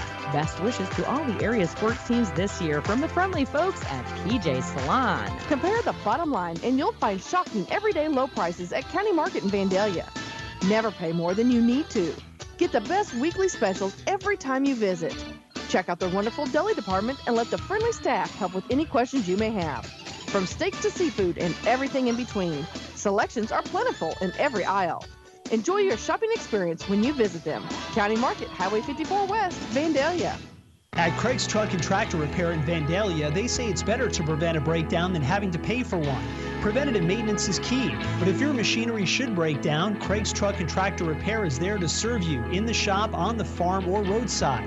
See Craig's for semi-truck and trailer repair, oil changes, overhauls, and much more. Farm planting season to harvest season and beyond, Craig's Truck and Tractor Repair can help keep all your equipment and big rigs rolling. Call in or stop in today. Craig's Truck and Tractor Repair, Highway 54 east of Vandalia. Eagle 102 Sports on KJFM is brought to you by Ingram Plumbing, Bowling Green Pharmacy, and Mid-America Auto and Towing. About 5 minutes to go before we kick off the second half here from Mark Twain. Another fantastic job by the Mark Twain Band. Guitar solo, interpretive dance, and they did bring out the rifle spinning. All elements that make a pretty interesting halftime performance for sure. And prior to that, the balloon launch for POWs, MIAs, and War Dead here on this 9/11 weekend here at Van Far High School. 6-0 Van Far leading Mark Twain here at Mark Twain, and we kind of talked about it. The deep ball is the killer so far for Mark Twain, but it's still just a 6-0 game. And if they can make an adjustment, this should be a pretty entertaining second half. Well, offensively, all we've really seen from Mark Twain is Peyton Hawkins and Evan Torrance. We've seen a little bit of Dawson Talbot. Last week, Devin Wally really had some pretty good plays offensively, and we haven't seen him really produce much in this game. And maybe that's an avenue for them to look at, for the rest of the half to see if they can get something moving. But I truly believe Mark Twain has to spread the ball out to get this Van Far Indian defense to respect that they can move the ball to different locations, because we talked about their blitzing. Their blitzing is hitting the exact hole that Mark Twain is trying to run the ball up the middle in, and it's creating a wall that they can't get through at all. I think Van Far, they could do well to throw the ball a little bit more. I think so. That's where they've had the most success. Mark Twain has not done a great job stopping it. Most of the times that it hasn't panned out is because the ball was underthrown. So when the ball's been there, Van Far, their receivers have caught it, and for big gains. Well, and I think that's a good point because we've seen 2 or 3 big plays down here from Van Far, passing plays, where the ball was just a little outside of the wheelhouse of the receiver. But I do believe if it was in that wheelhouse, they would have caught it. And I think you're right. I think maybe if they give a few more shots, they might open this game up against Mark Twain. And that's something that the Tigers have to be aware of and be preparing for here in the second half. The halftime time has expired. They'll put 3 minutes on the clock to stretch it out, and then we'll be just about ready for second half action. It'll be Mark Twain receiving the second half kickoff, trailing Van Far 6-0 in the 2020 Farmers Cup game from Mark Twain High School on Eagle 102. Cellular and Satellite Center is the only stop you need to make when it comes to satellite providers, offering DirecTV and Dish Network along with antenna installs. Wait, there's more. They also offer several options for internet service with Viasat, HughesNet, and AT&T. Hold on, there's still more. They can also do security system installations, have TVs in stocks, mounts, and cables. Now, a special message from Matthew Niemeyer himself. If you call an 800 number and they say we will be the local installer, they are wrong. Contact Matthew at Cellular and Satellite Center in Bowling Green, your local authorized dealer. Bank from anywhere with Bank of Louisiana's new Freedom Checking account. No minimum balance, no monthly fees, and free access to all of our mobile and online banking services like mobile check deposit, text banking, and online bill pay. Bank on your own terms with Freedom Checking from Bank of Louisiana. Stop by either Bank of Louisiana location today for more details or to open an account. Bank of Louisiana, member FDIC, equal housing lender. Phone data rates may still apply. Check with your carrier for details. Freedom Checking from Bank of Louisiana. Prairie's Edge Garden Center is planning their first Fall Fun Festival on the Prairie. Saturday, September 26th is the big day when Prairie's Edge kicks off their fall season with a corn maze and pumpkin patch. Plus, find mums, fall annuals, Indian corn, and numerous decorative items. Additionally, at the festival, you'll find over 30 of the best food, drink, and craft vendors. The corn maze and pumpkin patch will be open through October 31st. Mark your calendar now and make plans to be at the first ever Fall Fun Festival on the Prairie, Saturday, September 26th at Prairie's Edge Garden Center in Bowling Green. This is Tracy Brookshire, Marketing Coordinator and Public Information Officer for Pike County Health Department Home Health and Hospice here in Missouri. We are doing our best to keep our community informed as much as possible regarding how the COVID-19 pandemic is affecting our county. Visit our dedicated COVID-19 page on our website at pikecountyhealth.org for resources, latest news, updated case counts, and a contact form for questions and concerns specifically related to the virus. Visit our website to subscribe to our PCHD e-news and be the first to know about any updates and resources we have to offer in our communications. Stay safe out there, Pike County. Your health is our priority, and together we will get through this concerning time. Area High School Sports on Eagle 102 is brought to you by Community State Bank of Missouri, Family Drug, and Pike County Health Department Home Health and Hospice.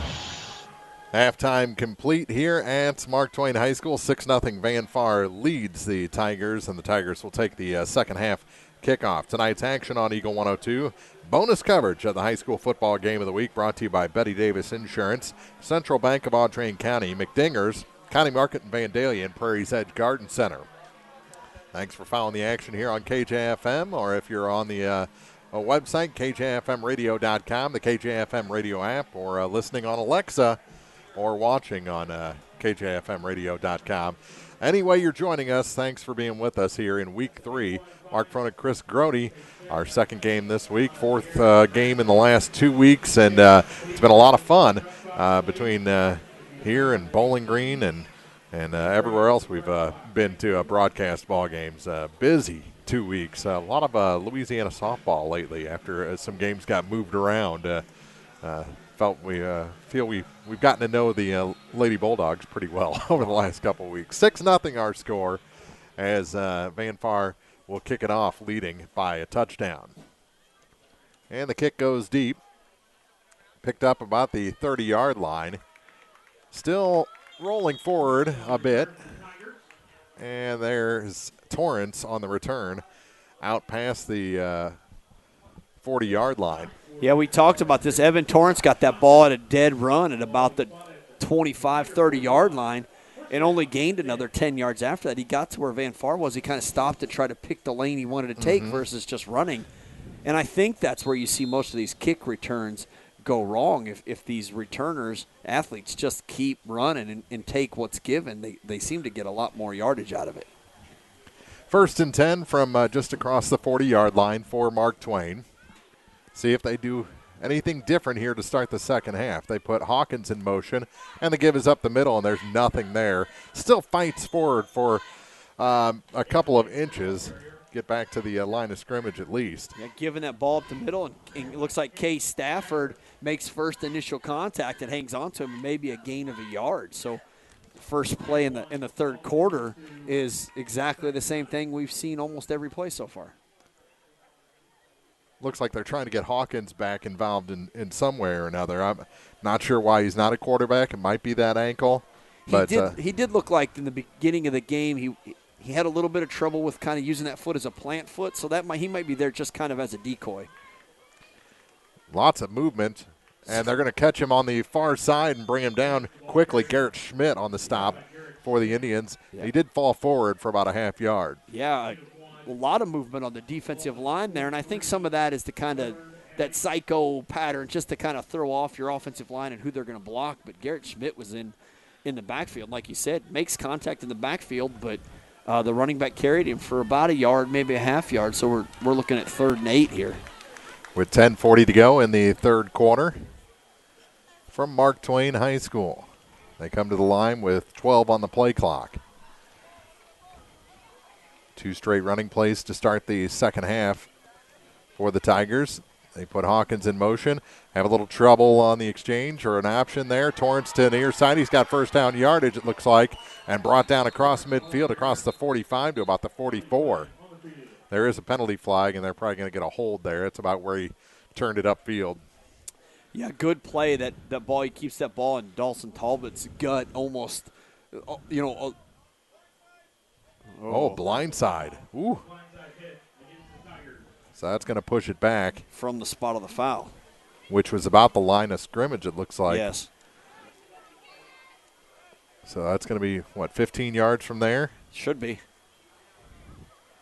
They'll move it back all the way across the Mark Twain 30. So instead of having it at the Van Far 39, it goes all the way back to the 28 of the Tigers.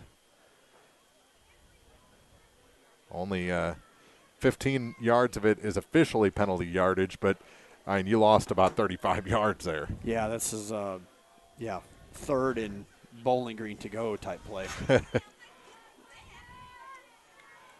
Little reverse there, and he gets up the middle, out near the 40, and then brought back. Forward progress stopped.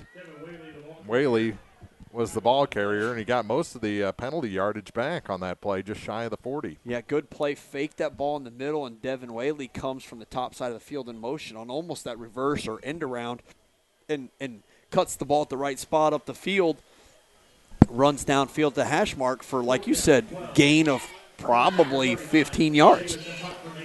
Right out there with 9:25 to play. It's 4th down, and they'll punt. But a lot better position to punt from now. Gets the kick off. Kick. Fielded in the air at the 33, and then a flag comes in after the return.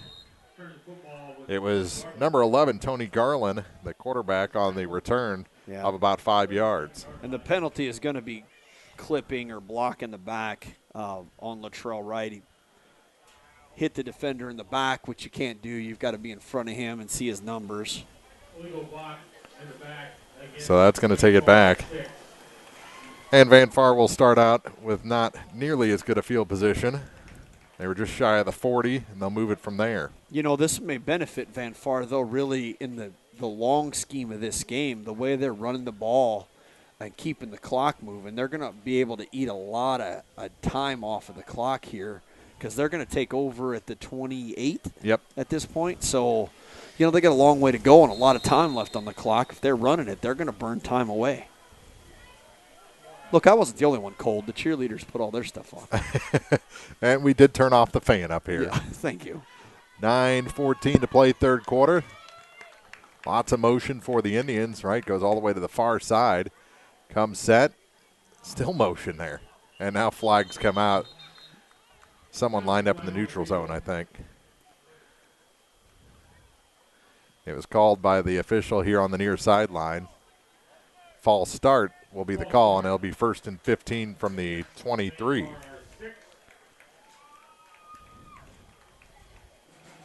So the Indians aren't making it easy on themselves. Well, maybe they would burn more time off. Maybe they were listening. It's fine on those pre-possession penalties because you still start with 1st and 10. Now it's 1st and 15 after the false start.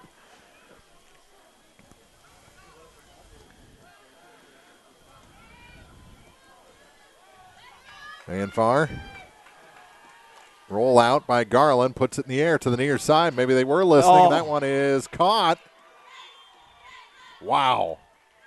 Up the far sideline to Latrell Wright and all the way to the 48-yard line of the Tigers. That is a huge pass and catch for the Van Far Indians into Mark Twain territory from their own 23 to the 48. Yeah, he rolled that. So Garland rolls that ball outside to the top side of the field, sets his feet, and chucks the ball, and just lets Latrell Wright go up and get it, which is what we talked about. Yeah, Mark Twain just still having trouble winning those 50-50 battles. Roll out again, puts it in the air again, and it is overthrown this time. They had him. Intended target that time was Austin Taylor. Taylor, yeah. Yeah, and you're right. They had him because had he put that ball on the money, that would have been all for Peyton Hawkins to catch up and make a stop because Austin Taylor had nothing in front of him but green field and goal line. 2nd and 10. It was a good throw too, just a bit much. Yep. Little excited probably.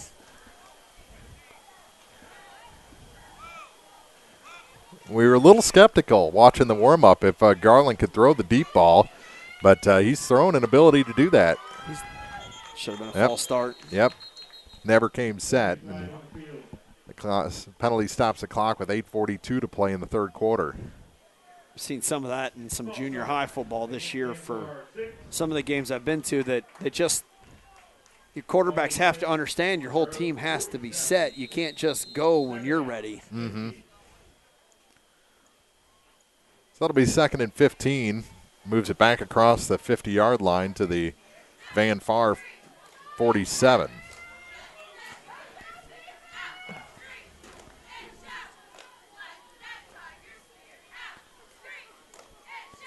Inside handoff, and they'll rumble forward for about 4. And bring up 3rd down and probably about 12. Yeah. Latrell Wright on the carry. Puts it at the 49. 49. At least this keeps the clock going for Van Far here, that ball that run up the middle. And now, smart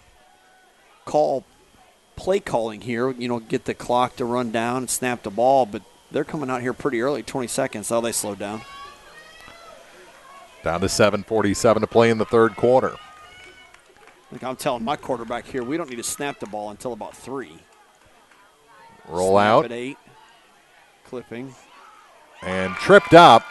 Never giving up on that play, but then getting in the face. That was very close to taunting from Landon Moss. Yeah, Brandon Moss on a great track to catch up to Tony Garland. I'm kind of surprised the offensive lineman kind of gave him a shove in the back that they didn't call that, but he does get excited, and that was right in the quarterback's face. I don't know that he intentionally did that, but you're right, it's pretty close to a penalty.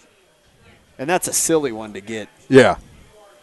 He got away with it this time, so it's 4th and 14.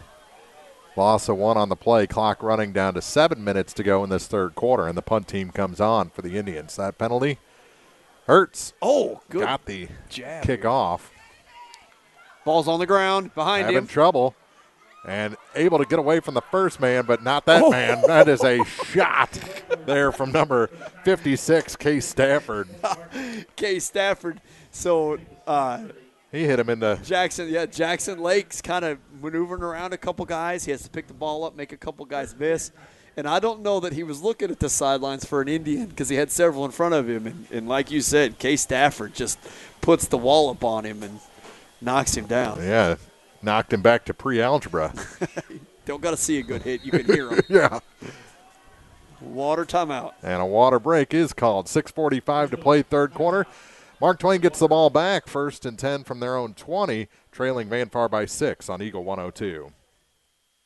Bowling Green Insurance is here to serve all your insurance needs. Bowling Green Insurance offers companies to cover your farm, home, auto, and crop needs. Call Fred or Jackie today to get a customized quote that will fit you and your budget. Bowling Green Insurance is an independent insurance agency.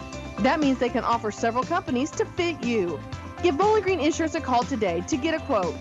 573-324-5762 or 573-324-CROP. High School Sports on KJFM is brought to you by Pike County Mutual Insurance, Browns Processing, and Bank of Louisiana. Love the setup here at Mark Twain. Yeah. Where the field is situated. See, this is a more appropriate time.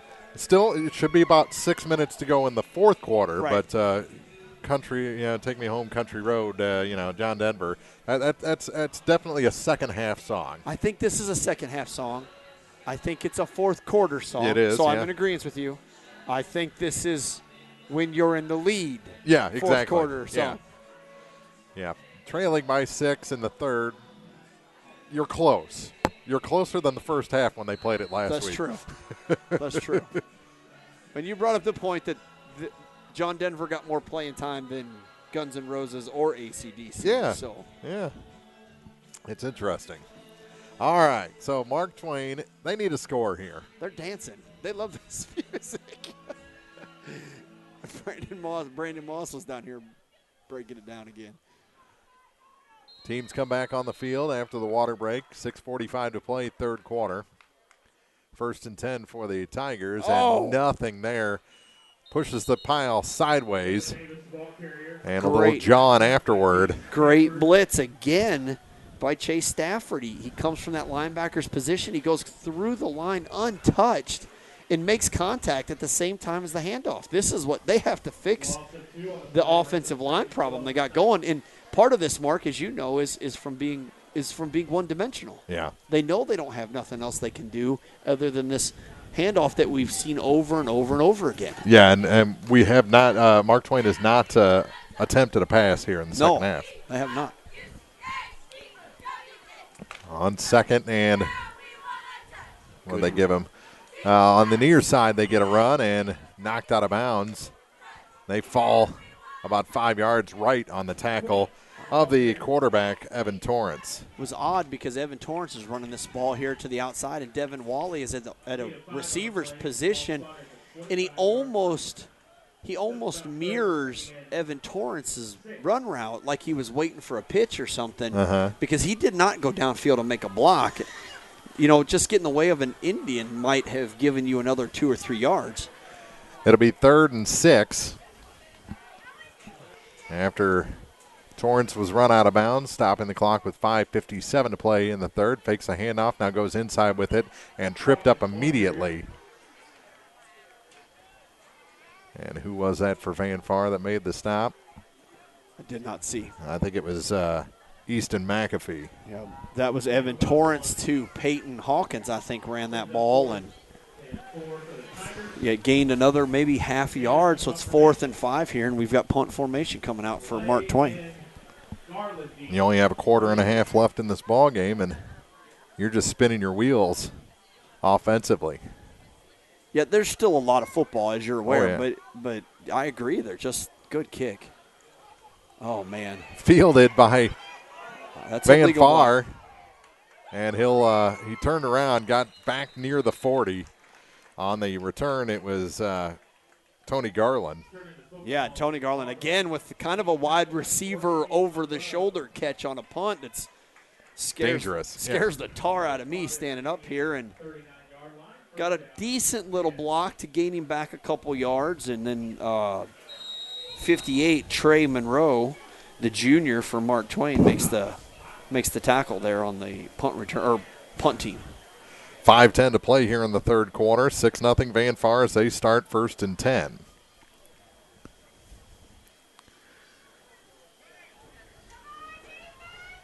Garland leads the offense back onto the field. And it's an inside handoff on 1st down to Garrett Schmidt. He pushes the pile forward for a gain of, looks like about 2, maybe 3. It looks like 2 now. Yeah, good handoff to keep the clock, get the clock running here and burn some time down. But Van Far comes out with, Garland under center, gives the ball to Schmidt on that inside handoff. And like you said, gain of about 2 yards. They give him 3 officially. So 2nd and 7. Out to the 42. He started at 39. I still think they're coming out of the huddle here way too quick. I mean, leading by 6, they haven't really shown they can do a bunch. They can throw the ball, but they need to be snapping this at about 9 seconds.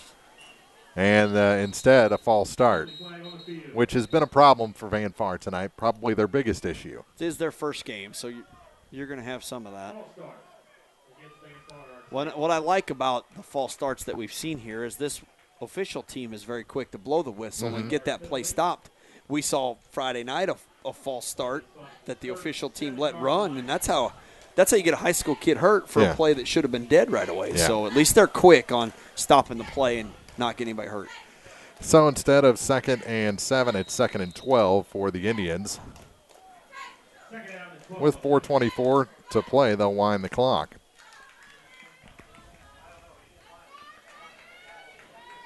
$15 on the play clock. Yeah, good. 10 seconds. That's good. Let it burn. Over to the far side, and that's a lateral. That is a fumble. And did he get back on top of it? There's a wrestling match for it. Wright does have it. And a little extracurricular over there. This is how you get ejected. Everybody get away from that pile. Both sides. And Coach Asbury comes all the way out to the near hash marks and says, "Get out." Well, it was a good job by the officiating crew to get in there, break it up without having to throw a flag. Yeah, at least they know there's going to be a little bit of excitement in these football games. But you know what? If the Van Far kid is upset because he got jumped on, that was a live ball. Yeah. That ball was completely thrown backwards. And I think he didn't realize it until he realized there were Tigers coming for the ball, and then he got pounced on. Tigers pouncing? Really? 3:35 to play here in the third quarter. Timeout on the field. 6-0 Van Far leads on Eagle 102. Bowling Green Tractor wants to change the way you think about yard work with their Ego 56-volt ARC lithium battery-powered lawnmowers, weed eaters, blowers, trimmers, and chainsaws. At Bowling Green Tractor, you can walk in and see for yourself just how easy these products are to handle. So easy, anyone can use them. Once you try it, you'll just have to buy it. Stop by Bowling Green Tractor to see how easy yard work can be. Bowling Green Tractor, your home for Ego. Power beyond belief. Eagle 102 Sports on KJFM is brought to you by People's Bank and Trust, County Market in Louisiana, and Bowling Green Insurance. 3:35 to play here in the third quarter. 6-0 Van Far. John Denver to House of Pain. Yeah, 3rd and 23. Hey, every break is completely different. It is. It absolutely is. That's sports DJing 101 there. Yeah. You just got to read the room. Rolling out is Garland. Puts the ball in the air to the near side and brought down is Wright. Got some of that yardage back, but they'll have to punt.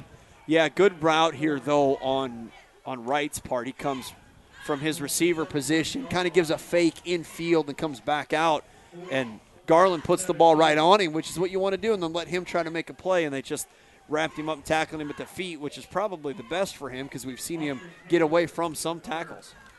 Punt team comes on with 3 minutes to go. Low snap and a good block, or else that thing's getting – the ball's getting blocked. Across the 40 is the return to the near side, and trying to get around a second man and brought down is Jackson Lake. And more whistles, lots more whistles. As flags back here. Jackson Lake on the return, and It Bryson might be a hold. Bryson Lay on the tackle at the sidelines. I think it may be a hold there to prevent that punt from being blocked. Nope. Personal foul. Against the Indians. Against Vanfar 6. So chop block, is that what they said? Yeah, that's exactly what they say. But why would the Indian Hawks? Indians. Oh, excuse me. Thank you. I apologize. Why? So I guess just one of the linemen. A chop block basically is when an offensive lineman is blocking and then is cut at the knees. So that's, when you're engaged in the block, you can't hit somebody below the knees like that. You do see it fairly regularly, and it gets missed, but they didn't miss it this time. So that penalty takes the ball all the way to the Vanfar 38-yard line. It was a late flag, and it was way back here, though. That's what it was so odd about. Yeah. Why it was a chop block call. You think he would have thrown it where the line of scrimmage was more. So great opportunity, and now what do we have? Timeout taken by the Tigers because the play clock was down to 2. 2:49 to play in the third quarter. 6-0 still. Vanfar leads on KJFM. Is it time to renew, redo, or rebuild? People's Bank and Trust can help you make those home improvements without springing a leak in your budget. I'm Christine Rutherford, and we have loans designed specifically for repairs and renovations, along with home equity lines of credit. Stop by your local People's Bank in Bowling Green and let's talk about how People's Bank can help you. People's Bank and Trust online at www.pbtc.net or give me a call at 573-324-2525. Member FDIC Equal Housing Lender, MLO number 421603, NMLS number 407724. Area High School Sports on Eagle 102 is brought to you by Cellular and Satellite Center, the Mercantile Bank, and Bowling Green Tractor. Well, all the softball tournaments were rained out on Saturday, so no scores to report there. Bowling Green Volleyball did play at the California tournament. They fell to Kirksville, Eldon, and California, but split with Tipton in the tournament over there at the home of the Pintos. Here's a pass. Here's a pass. Oh, it's He's wide open, and it is caught on the far side, and this game, I think, is touchdown. Tied. Oh, he called him short. Just short.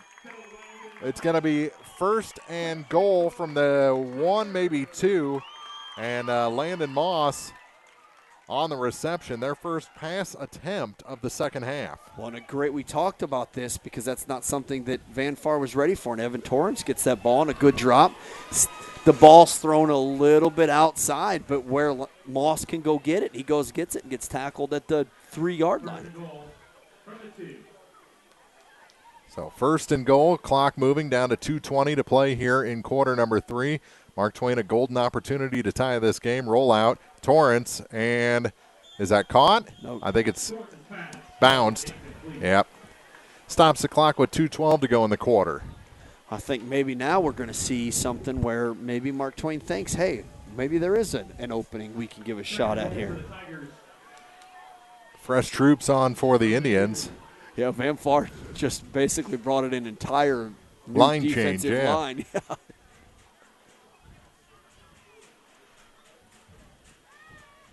Couple of substitutions Mark Twain's way. I think you keep your D-backs back and put jailbreak blitz in for the call play here if you're Vanfar. Paul up the middle. They try up the middle and stop short. Just called him short. Great. Gain of 1 on the play. Brandon Harvey, the senior for Vanfar, meets the running back at the 1-yard line and stops him from going in. So that line change might have been to bring some more beef in. Perfect. Yeah. Might have been perfect. Third and goal from the 1. 3rd and 3 feet. Mark Twain trying to tie the game, and I believe they do this time. Yep, he's in. Number 32 on the touchdown. That's Gavin Davis for a 1-yard score with 1:37 to play. And Mark Twain can take the lead with a point after a 2-point conversion as the Tiger roars here at Mark Twain.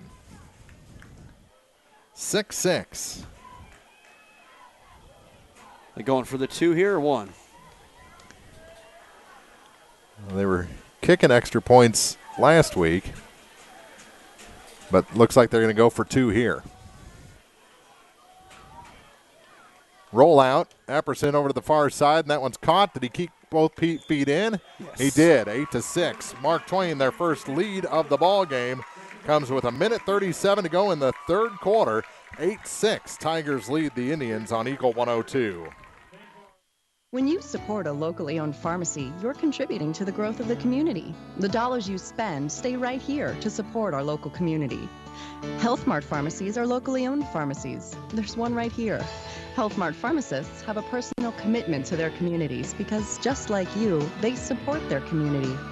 Health Mart pharmacies are locally owned and hometown proud. Louisiana is a Health Mart town. Family Drug Health Mart Pharmacy. The right people, the right price, right downtown. Health Mart, caring for you and about you. High school sports on KJFM is brought to you by Vicky Cadwallader, Real Estate and Perkins Electrical Service. 8-6. Mark Twain. Touchdown run, 1 yard for Gavin Davis. The 2-point conversion was Torrance to Jackson Lake. And now Van Far having to play behind for the first time tonight to these Mark Twain Tigers. Good football game. Yes, it is. Kind of a chip shot of a kickoff. Has trouble with it and not going to get much of a return. He's buried. He was down after the first one and then was hit by another Mark Twain Tiger. Yeah, just a kind of a bad decision there on the return man. I think he didn't quite read that ball correctly and was trying to pick it up, stretched way over and luckily stopped it versus. I think he tried to do a shoestring catch is what he tried and kind of got caught in his feet for a second. 1:34 to play here in the third quarter, and let's see how the Indians come out now trailing by 2 points. I think we're going to see Van Far come out throwing the ball. I mean, they know they need to move the ball.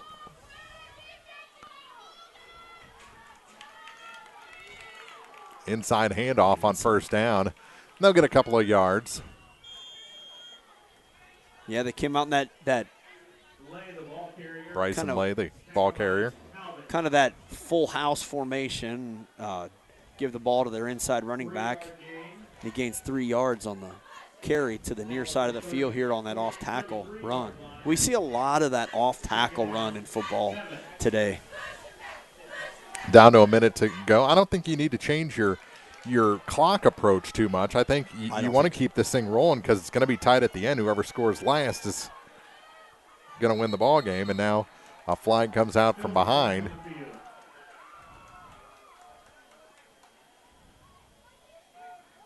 Ball start.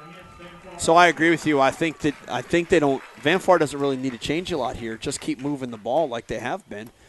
Wait for that one big play that they might get. They missed the one down here to Austin Taylor. Is that who it was? Yeah, Austin Taylor. But I don't think they change any clock approach here. Just keep going like you're supposed to be going. But now faced with another 2nd and 12, just like their last series, giving up a nice first down gain on a false start penalty.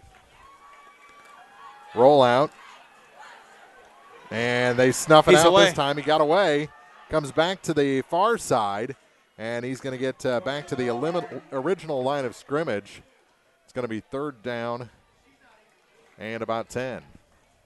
Yeah, pretty good to get away. Gardner rolls out here to the near side, and Clayton Turnbull from Mark Twain was all up in his face, and he used his much shorter, much faster legs to get away from him and gain a couple yards where he should have probably lost 4. Down to 15 seconds, the play clock at 23. I think they let this one roll off. Now they're going to come to the line. I think I let it run off myself. Yeah, they will. Yep. They saw where the clock was at after they broke the huddle, and they'll go to the sideline. Mark Twain leads after 3. Touchdown and a 2-point conversion. Davis with the touchdown. Lake with the 2-point conversion, and it's 8-6. Mark Twain leads Van Far as we head to the 4th on KJFM. Your one-stop shop for all your automotive needs is still Mid-America Auto and Towing. They perform state inspections, run diagnostics, and specialize in brake repair. They do everything. from preventative maintenance to engine repair and more.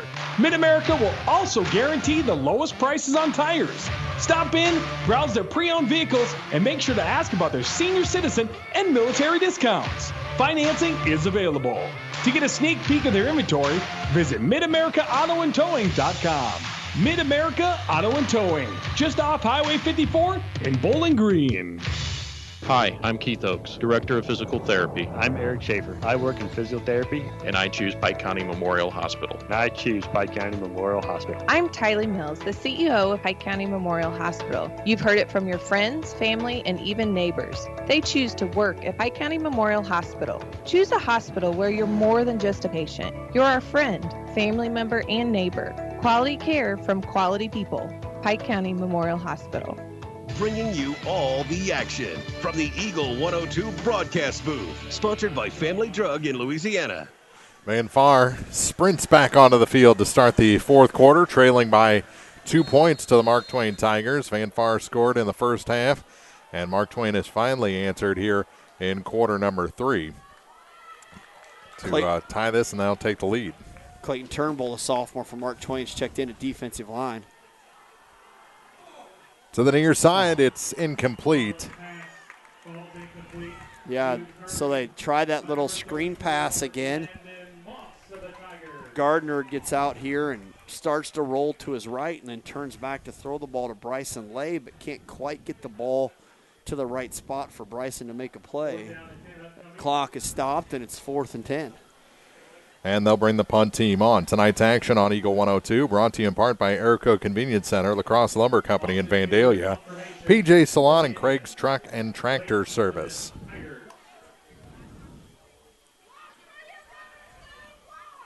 Bad snap on the punt, and it goes straight up in the air. It's going to cross the 45 and then go out of bounds at about the 41-yard line. So a good Van Far bounce. After that one, the bad snap, and had to kick it straight up to avoid it getting blocked. Yeah, one bounce, and Coach Asbury shows off his hands.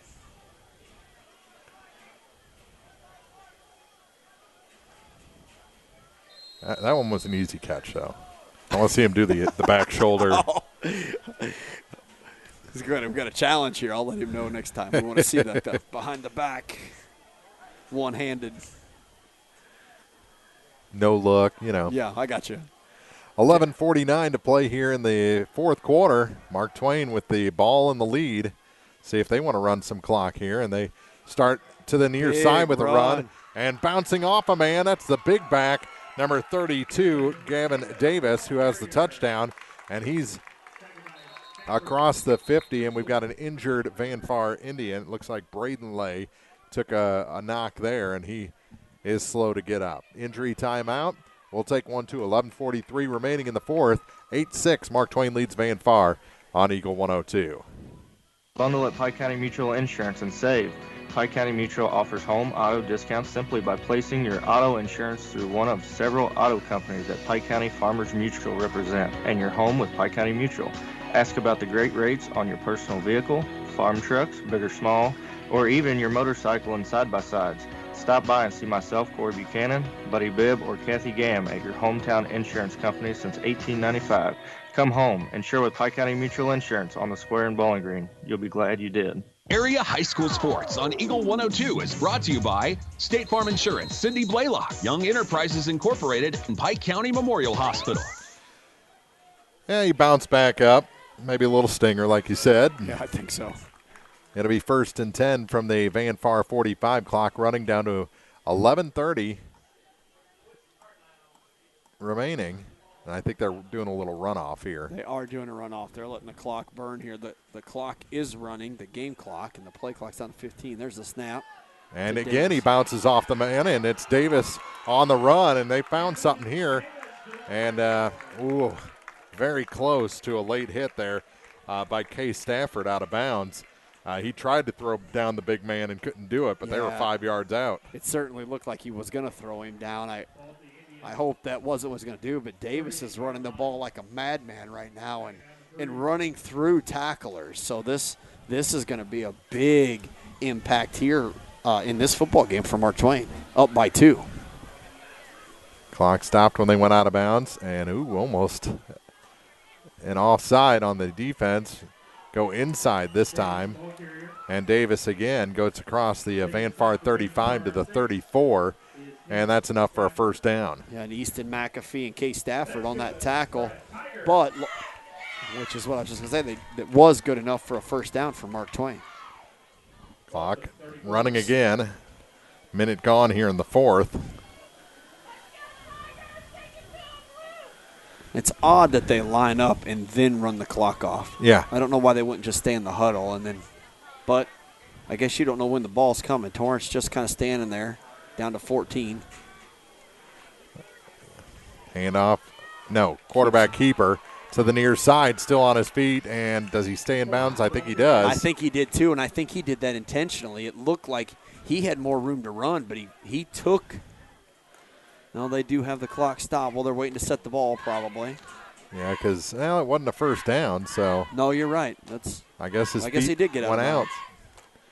The ball never went out. It looked like he tried to stay in bounds the way he fell down. So it stops the clock with 10:37 to play. Torrance with a 6-yard run brings up 2nd and 4. And they'll go inside handoff this time, and he tried to go sideways after a good push initially, and Davis is stopped short of the first. Well, Brandon Eoff makes that tackle, and K. Stafford again is on his blitz and has got his blitz timed pretty well. The offensive lineman got an arm on him to throw him off, but that allowed Brandon Eoff to make that tackle. So they're working together team-wise, but you're at 3rd and 3 here. Van Far needs to stop if they want to get this ball back and make an effort to run the game here. Yeah, they can't allow another score for sure. And again, there's a good stop. It's going to be close to the first. He got to the 25-yard line. I think he needed the 24 for the first. And it's going to be 4th and 1. And they'll need another stop. Yeah, they will, because they're going to go for it here. Clock under 10 minutes, down to 9:37. I think they're going to rely on Davis again. So, I'm kind of calling jailbreak here and make them beat me on the run. Here it is. Quarterback keeper, and he got away from the tackle and gets the first down. Gets out of bounds. Finally knocked out there. Garland was in the vicinity. Yeah, good hit by Tony Garland here on the end, but that play was almost stopped in the backfield. The defenders are in the backfield and get a hold of a leg, but just couldn't hang on to it. Evan Torrance runs out of that and gains, 4 or 5 yards for a first down. And the clock stopped with 9:22 to play here in the game's final quarter. It was the brightest flash I've ever seen on a camera. Almost said loudest. Yeah. Well, light can be loud too. Oh, nice. Over to the far side. They run off the side, and Talbot had a lot of green in front of him and had his legs cut out. Bryson Lay on the tackle. That was a good play because they've seen everything go up the middle so much. They give the ball to. Yeah, they've been very heavy middle right. Yeah. Yes, yeah. And they give the ball to Talbot on that end around or maybe a reverse almost. And he gained 4 yards, 3 yards, it says here. We're under 9 minutes to go in the contest. Mark Twain continues to move the ball with a 2-point lead. To the near side, and nice tackle that time by number 34, Brandon Eoff, to stop Gavin Davis dead in his tracks. Dead in his tracks. So Gavin Davis gets that ball to that middle right like we're talking about, and Eoff is in the right place and puts his face mask right in the middle of his jersey and stops Davis dead in his tracks. Loss of 1 on the play. It'll be 3rd and 8 with 8:20 to go and the clock moving.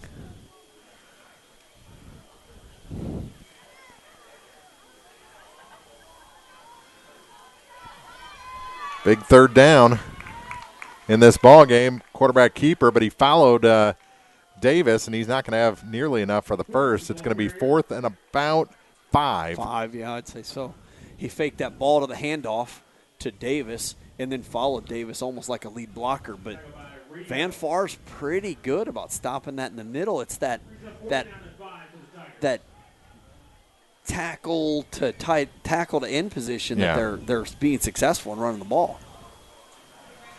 4th and 5 for the Tigers. 7:33 left in the ball game in regulation. Big play for both teams. Tried to draw him off. Didn't do it. Now he'll roll out to the near side, put the ball in the air, and it is incomplete. In and out of the hands of the intended target. That was Hawkins on the near side. Look at him. He knew it, yeah. Looked at his hands, looked at his coach, and then slapped his own head. That was a first down for sure, and that's a classic example of, catch the ball, then run. And he was ready to go for the touchdown, but couldn't hang on to it. I don't know if Gavin Davis just fell down or if he intentionally did the worm on the field, but I missed it. He was swimming on the field there for a second, then popped up like everything was fine. Maybe trying to get a little pumped up after Van Far gets the ball back. 7:18 to play. Van Far down 2. This could be the ball game here. Here comes a blitz. They go to the far side and a flag comes out. It's going to be a hold. And Lay is tackled near the line of scrimmage. That flag marker hit the offensive lineman in the back, so I think they knew exactly who they were calling that flag on. Stops the clock with 7:12 to play. It's going to be 1st and 20 most likely from inside the 15.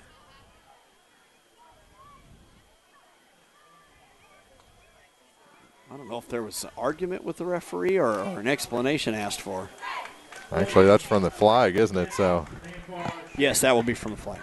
So it's going to be inside the 10-yard line. Van Far going the wrong way. It's going to be 1st and forever. Backs against the wall, both on the scoreboard and on the field. First down, 17. You're going to need a run just to get you out of the shadow of your own end zone here. Indians, 1st and a long way. Good come throw. To the near side, and that is picked off by the Tigers. I think there's a flag there, and I think that's going to be defensive pass interference, isn't it? I think so. There was some contact by that back or that back corner. I don't know, but the interception was made by the front corner or safety. So I don't know really what they're going to call. Because I don't know that he could make contact to prevent that catch. We'll see what the call is. Defense, Yep. So no interception. Good, because my camera work was terrible on that play.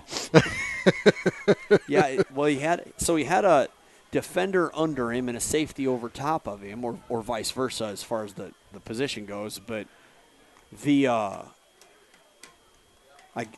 guy that was over top of the receiver is who they called the penalty on, because the guy underneath didn't cause the penalty. He caught the ball. Yeah.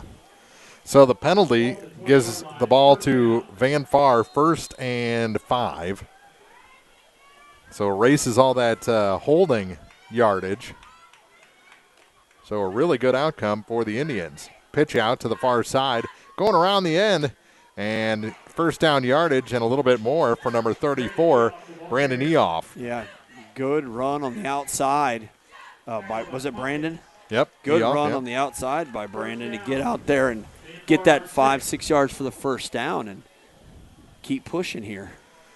Things looking a lot better. They're out to the 34-yard line now with 6.5 to play. I'm surprised Mark Twain doesn't have Clayton Turnbull in, the sophomore. He was in on the last couple defensive line plays and caused a little bit of disruption on the pass. Put a man in motion. And it's to the far side off tackle and a gain of about 3. Yeah, the man in motion is to draw that linebacker out, and they gave the ball to the inside on a dive play for a small gain. Actually going to give him 4 on the play, so it's going to be 2nd and 6. Pretty good small gain. Yeah.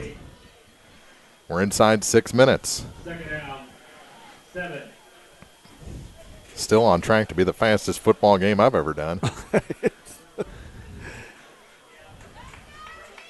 Now watch it go to quadruple overtime. You just jinxed yourself. Yeah. Hand off to Lay on the far side. He stumbles as he crosses the line of scrimmage, falls forward, and gains about 3 more.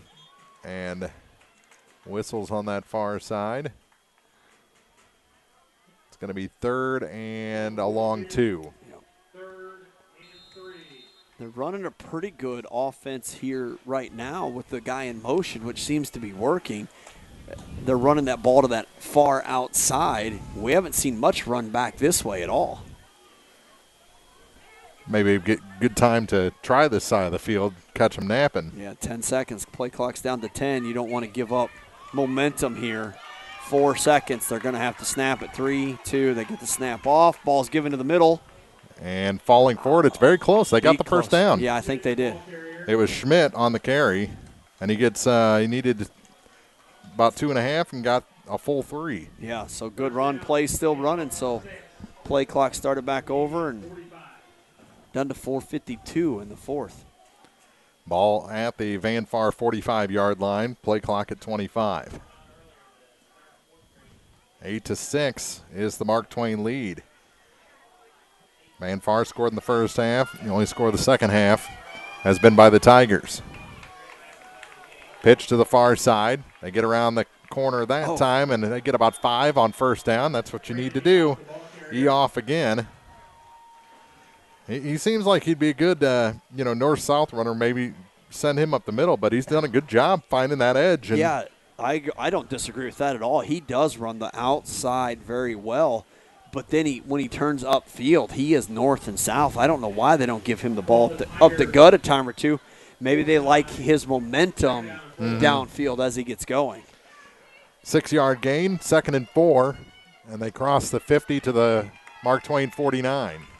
He off again in motion, trying to do the same thing. Has first down yardage and knocked out of bounds over there with 4:20 to play. 1st and 10 inside the 45 of the Tigers to the 44, it looks like. What a time for Van Far right now to fake this pitch to the far side of the field and Gardner keep it coming this way, because this is, 3 or 4 times in a row that we've seen Brandon Eoff going to that far side. He's running the ball well, though, and he's gaining 4 or 5 yards every time. 4:20 on the clock. Indians trying to regain that lead here late. In motion, instead an inside handoff as they did an option there, and they'll get about 7 inside the 40 to the 38. Shepard on the stop. That's a good play. They give that ball the same formation, same motion. He turns as if he's going to pitch the ball to Eoff, but gives the ball to Schmidt on the inside. Like you said, gain 6-7 yards. That's a big gain at a very valuable time. They officially give him 6. It's 2nd and 4, under 4 minutes to play, 3:50 on the clock. Van Far is moving, and a flag comes out, I believe. I don't know what the flag will be for. They didn't stop it, so false start would be a dead ball. Maybe they've got holding or something. That would be a bad break for the Indians as they've been moving forward. Illegal shift, so just a 5-yarder. And Clayton Turnbull checked into the game to that far side of the field now, where, like I said earlier, the sophomore caused some grief in the pass play, and I think they've seen Brandon Eoff running the ball to that far side of the field enough, and they're going to see if the sophomore can kind of help break that up a little bit. That wholesale change for the Van Far R6 Indians ahead of this 2nd and 9 play after the penalty. 3:25 left in this ball game. Rollout for Garland. Puts the ball in the air, threw out of bounds, and there is a flag. Well, look at Eoff's trying to make a claim. I don't know what you can't push a guy in the back. They're going to call a hold. Well, even if they call holding, it still would have been a clipping or a block in the back, so either way it would have been illegal. I don't know what he's arguing. I didn't hold him. I blocked him in the back. Yeah. Come on, give me 15 yards. Yeah. 3:17. The clock stopped on the incompletion, but Van Far was rolling, and now not so much. I don't know what's on this side of the field that Van Far doesn't like, but they have not been on this side, I guess. Oh, my goodness. This is going to end up being – because it's from the spot of the foul, So yeah, 10 yards from the spot of the foul, which is about 5 yards behind the line of scrimmage. Timeout taken by Mark Twain.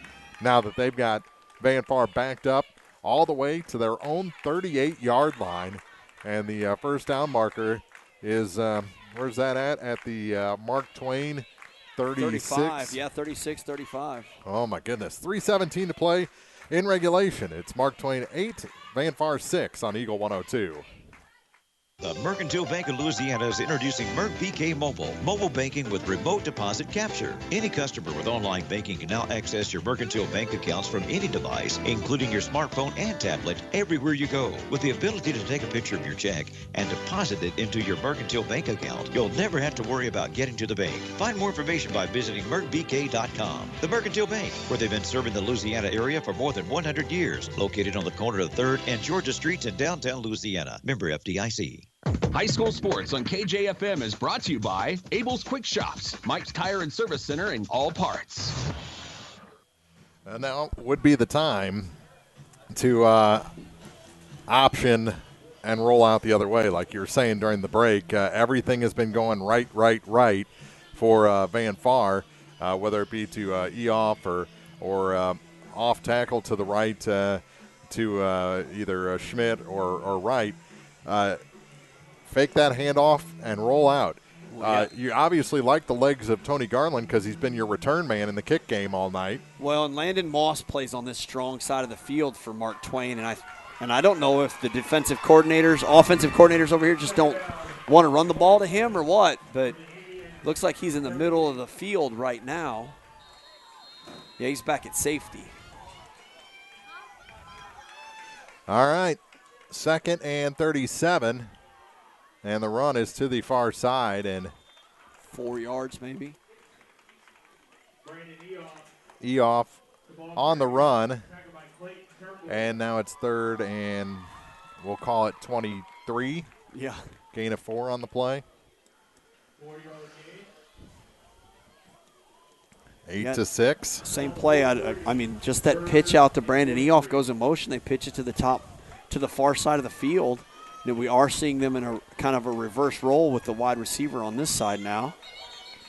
And do we have another timeout? Timeout Van Far with 2:40 to play in regulation. Long way to go for the Indians, facing a 3rd and 23, down by 2 points on KJFM. Ingram Plumbing has always been known for its outstanding plumbing service. But did you know that Ingram's is also the largest retail plumbing supply store in the area? We carry Delta faucets, a complete line of Whirlpool tubs and showers, jacuzzi pumps, and many other specialty items. At Ingram Plumbing, we're ready to meet all your plumbing needs. I should know. I'm Bonnie Ingram, and I've worked there for over 50 years. Stop by Ingram Plumbing today, Highway 61, Bowling Green. Eagle 102 Sports on KJFM is brought to you by Ingram Plumbing, Bowling Green Pharmacy, and Mid-America Auto and Towing. Well, this would be the point where you just roll out a Jason Elam, Greg Zerline, or Janikowski and kick a 58-yard field goal and win the game. But I don't think we have a whole lot of those in high school in our area. No, I don't think there's a whole lot of high schools in the nation that have that gifted of a kicker. No, it seems like those kids come from places with a soccer background also. Yeah.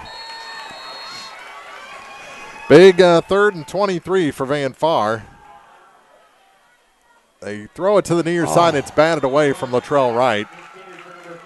By Evan Torrance in from his defensive back position, jumps in front of that ball and knocks it down. So this is 4th and 23 for Van Far. So you're really looking at the ball game with 2:35 left here. Clock stopped on the incompletion, but yes, this is absolutely the ball game on this play. Van Far doesn't convert the first down or score a touchdown. It's kneel down time for Mark Twain. Rollout, Garland throws off his back foot, and it is fought for and intercepted. Intercepted, and that's the ball game. Number 5 on the pick, Devin Whaley, and that's going to secure the first win of the season for the Mark Twain Tigers here in week 2, or their week 2. Devin Whaley spiked that ball down and then went back to the ref. I think that was almost, hey, my bad. I was just handing it to you. It's cool. Oh, here, you wanted this? I'm sorry. Pass was intended for Austin Taylor. Yeah, Taylor made and he tried to rip it back out. He did try to get the ball, but even if he had gotten the ball, it would have really taken a miracle because he still needed another 13 yards from where he was at for the first down. Mm-hmm. Really, we should see victory formation, I would think, here, but 2:27 to play. They're going to run one or two plays just to run a little extra clock, I think. Unless Vandalia is going to take their timeouts. Oh, there is a timeout, yeah. They only had one left. 2:20, they take it. Trailing 8-6. Mark Twain with the ball here in the final moments on Eagle 102. Farmers, the crew at Mike's Tire Service Center is here to serve you. They know the hours you put in, definitely not your typical 8 to 5, which makes it difficult to get that equipment in for service. Therefore, they offer on-the-farm tire repair. Call Mike's Tire and Service Center and they'll be happy to work with you to get you back to operation as usual. Hi folks, my name is Cody Kirkendall, Mike's Tire and Service Center, located on Business Highway 61 in Bowling Green. Mike's Tire and Service Center proudly supports all area farmers. Area High School Sports on Eagle 102 is brought to you by Community State Bank of Missouri, Family Drug, and Pike County Health Department, Home Health and Hospice. 8-6, that was the final timeout for Van Far. Our bonus coverage of the high school football game of the week brought to you in part by Betty Davis Insurance, Central Bank of Audrain County, McDingers, County Market in Vandalia, Prairie's Edge Garden Center. Also by Airco Convenience Centers, La Crosse Lumber in Vandalia, PJ's Salon and Craig's Truck and Tractor Service. Thank you for listening. 102.1. Watching or listening on KJFMradio.com or listening on your Alexa-enabled device. We've got options now, even the KJFM app. 2:20 to play. No more timeouts for Van Far. They put a man in motion to the near side. Oh, he slipped out of a tackle and comes to the near side. Still going. That's Hawkins.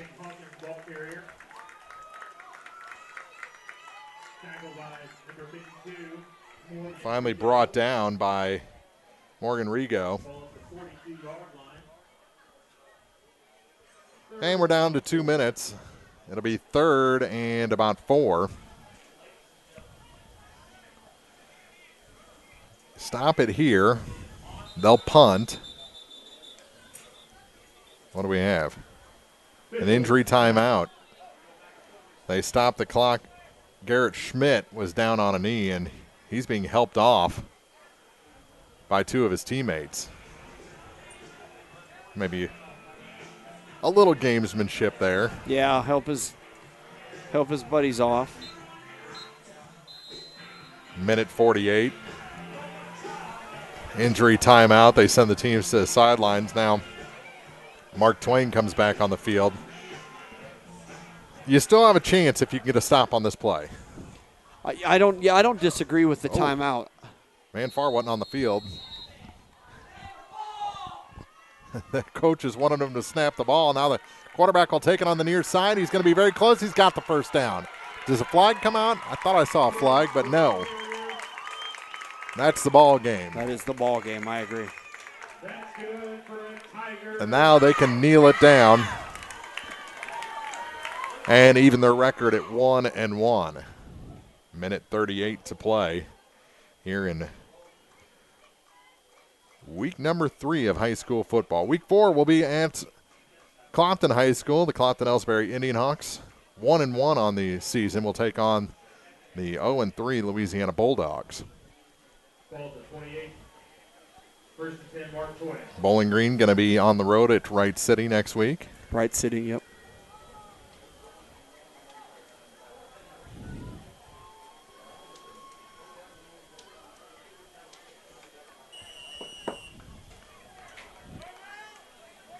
And a timeout called by Mark Twain. We'll take our final timeout as well here during the action. 1:06 remaining in the ball game. Mark Twain with an 8-6 lead and the ball on Eagle 102. Daily life is a bit different right now than what we're used to. Some are feeling the effects more than others, but let's remember that this too shall pass and try to find ways to keep positive, help others in need, continue to support our businesses as best we can, but also take this time of distancing and shutdowns to self-reflect and improve. Spend quality time with family, exercise, pray, tackle a home improvement project, even if it's just a power cleaning inside and out, but do something that helps you feel empowered and moving forward. Vicki Cadwalder, Real Estate, praying for good to come out of trials.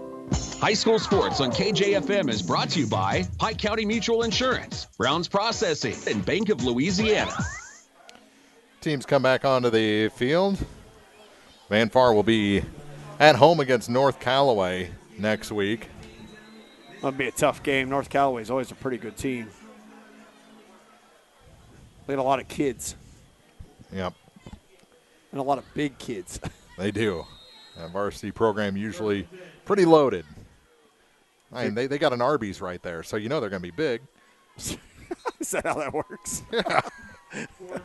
They kneel down. If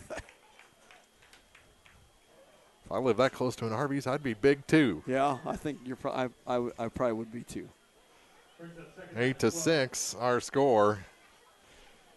Let's see, where's Mark Twain going to be next week?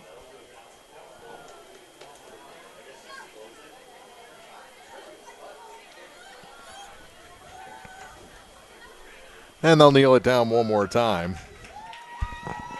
Mark Twain going to be at MMA on the 18th. MMA. The Missouri Military Academy. And that's the ball game. Our final, Mark Twain 8, Van Far 6. And we'll be back with the post-game show for you after this on Eagle 102. The Eagle 102 post-game show is coming up, sponsored by Abel's Quick Shops. Here's one question that has no wrong answer. Are you going to choose the new Shell and Fuel Rewards card to be used at Shell stations, or the Shell and Fuel Rewards MasterCard that can be used everywhere MasterCard is accepted? With both, you save 10 cents per gallon up to 20 gallons every time you fill up. And you also earn 10% rebates on your first $1,200 in non-fuel purchases per year at Shell stations. See? You can't go wrong with either. Visit www.shell.us/getrewards and apply today. At participating Shell stations only. Terms and conditions apply.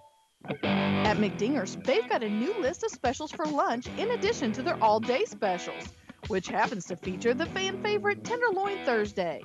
Enjoy tacos, wings, grilled chicken, fried fish and shrimp, and more, plus a beverage menu that fits everyone. Check out their Facebook page for upcoming live entertainment. McDingers, 131 West Outer Road in Neola. This is Kyle Schurter, Assistant Vice President at Community State Bank of Missouri. We offer a variety of loans to meet your needs. Whether you're looking for a conventional loan or a HELOC or an FHA, VA, or USDA loan, give us a call. We have some of the best rates around. Community State Bank of Missouri, your hometown community bank since 1887, member FDIC, equal housing lender.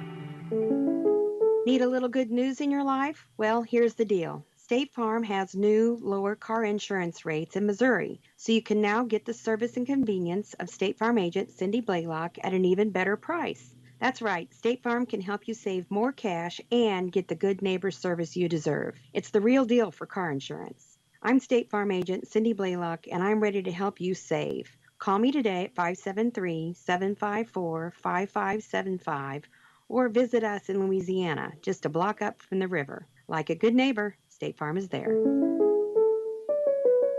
Hear all the action from the Eagle 102 broadcast booth, sponsored by Family Drug in Louisiana. Time now for the Eagle 102 post-game show on KJFM, sponsored by Abel's Quick Shops.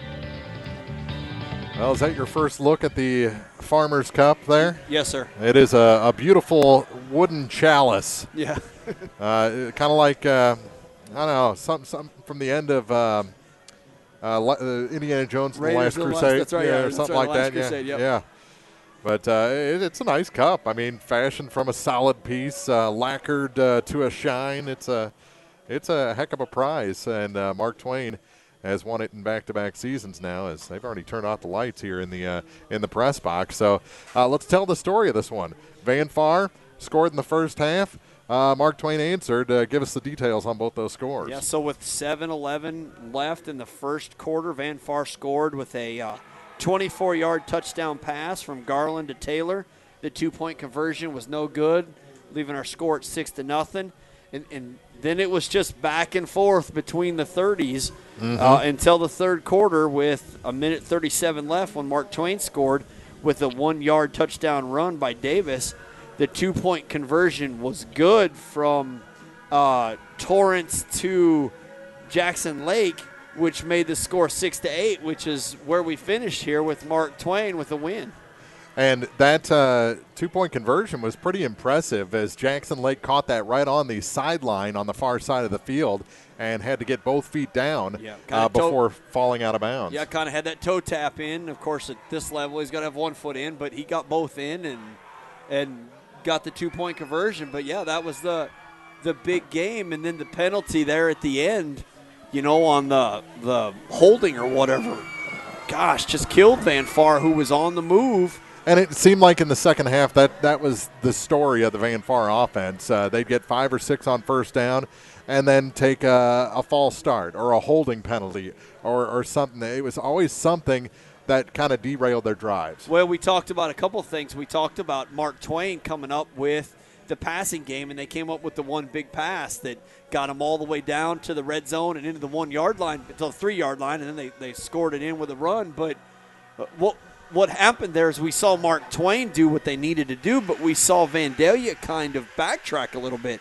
They didn't hardly try to pass the ball at all in the second half, and that's where their biggest success came from in the first half. Well, and it seemed like the pressure was a little better for Mark Twain, and Tony Garland was throwing a lot from either backpedaling or in the air. Yeah, sure. He tried to throw with his feet off the ground a couple of times, and it was intercepted twice. One of them counted. Yeah. But the Van Far pass game was non-existent in the second half. And it is hard to go from a clock management type game to a playing from behind type of game. And that's the danger you run into when you're trying to protect a 6-0 lead. Right. And then it disappears late in the ball game like that. Well, in every football game is that one big play away from a disaster.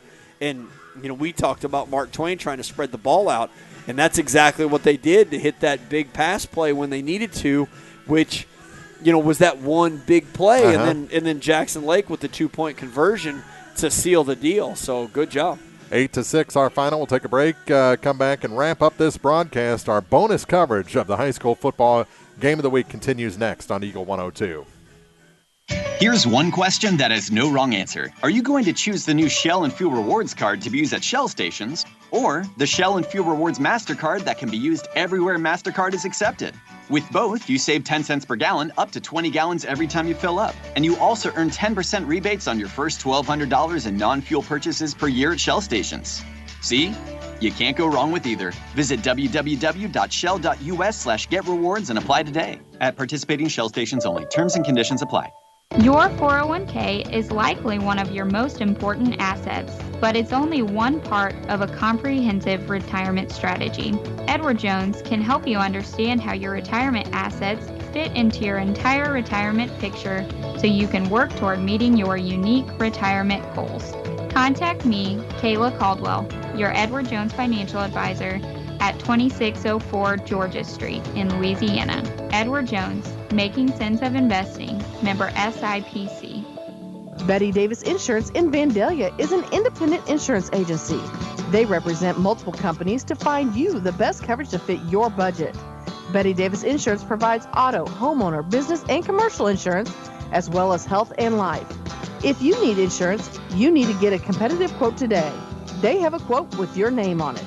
Better service, better coverage, better price. Betty Davis Insurance Agency, 100 North Main, Vandalia.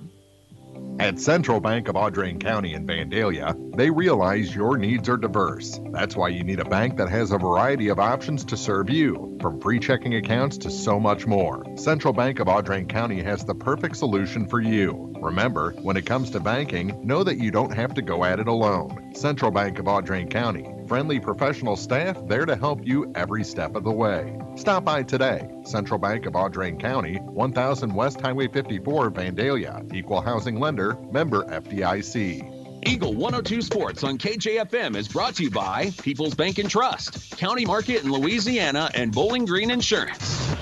8-6 our final here at Mark Twain High School. The Tigers over the Van Far Community R6 Indians by a 2-point conversion. Mark Runnick, Chris Grody back here at Mark Twain. We've got Brendan Ince, our producer, back at the station. Thank you to him.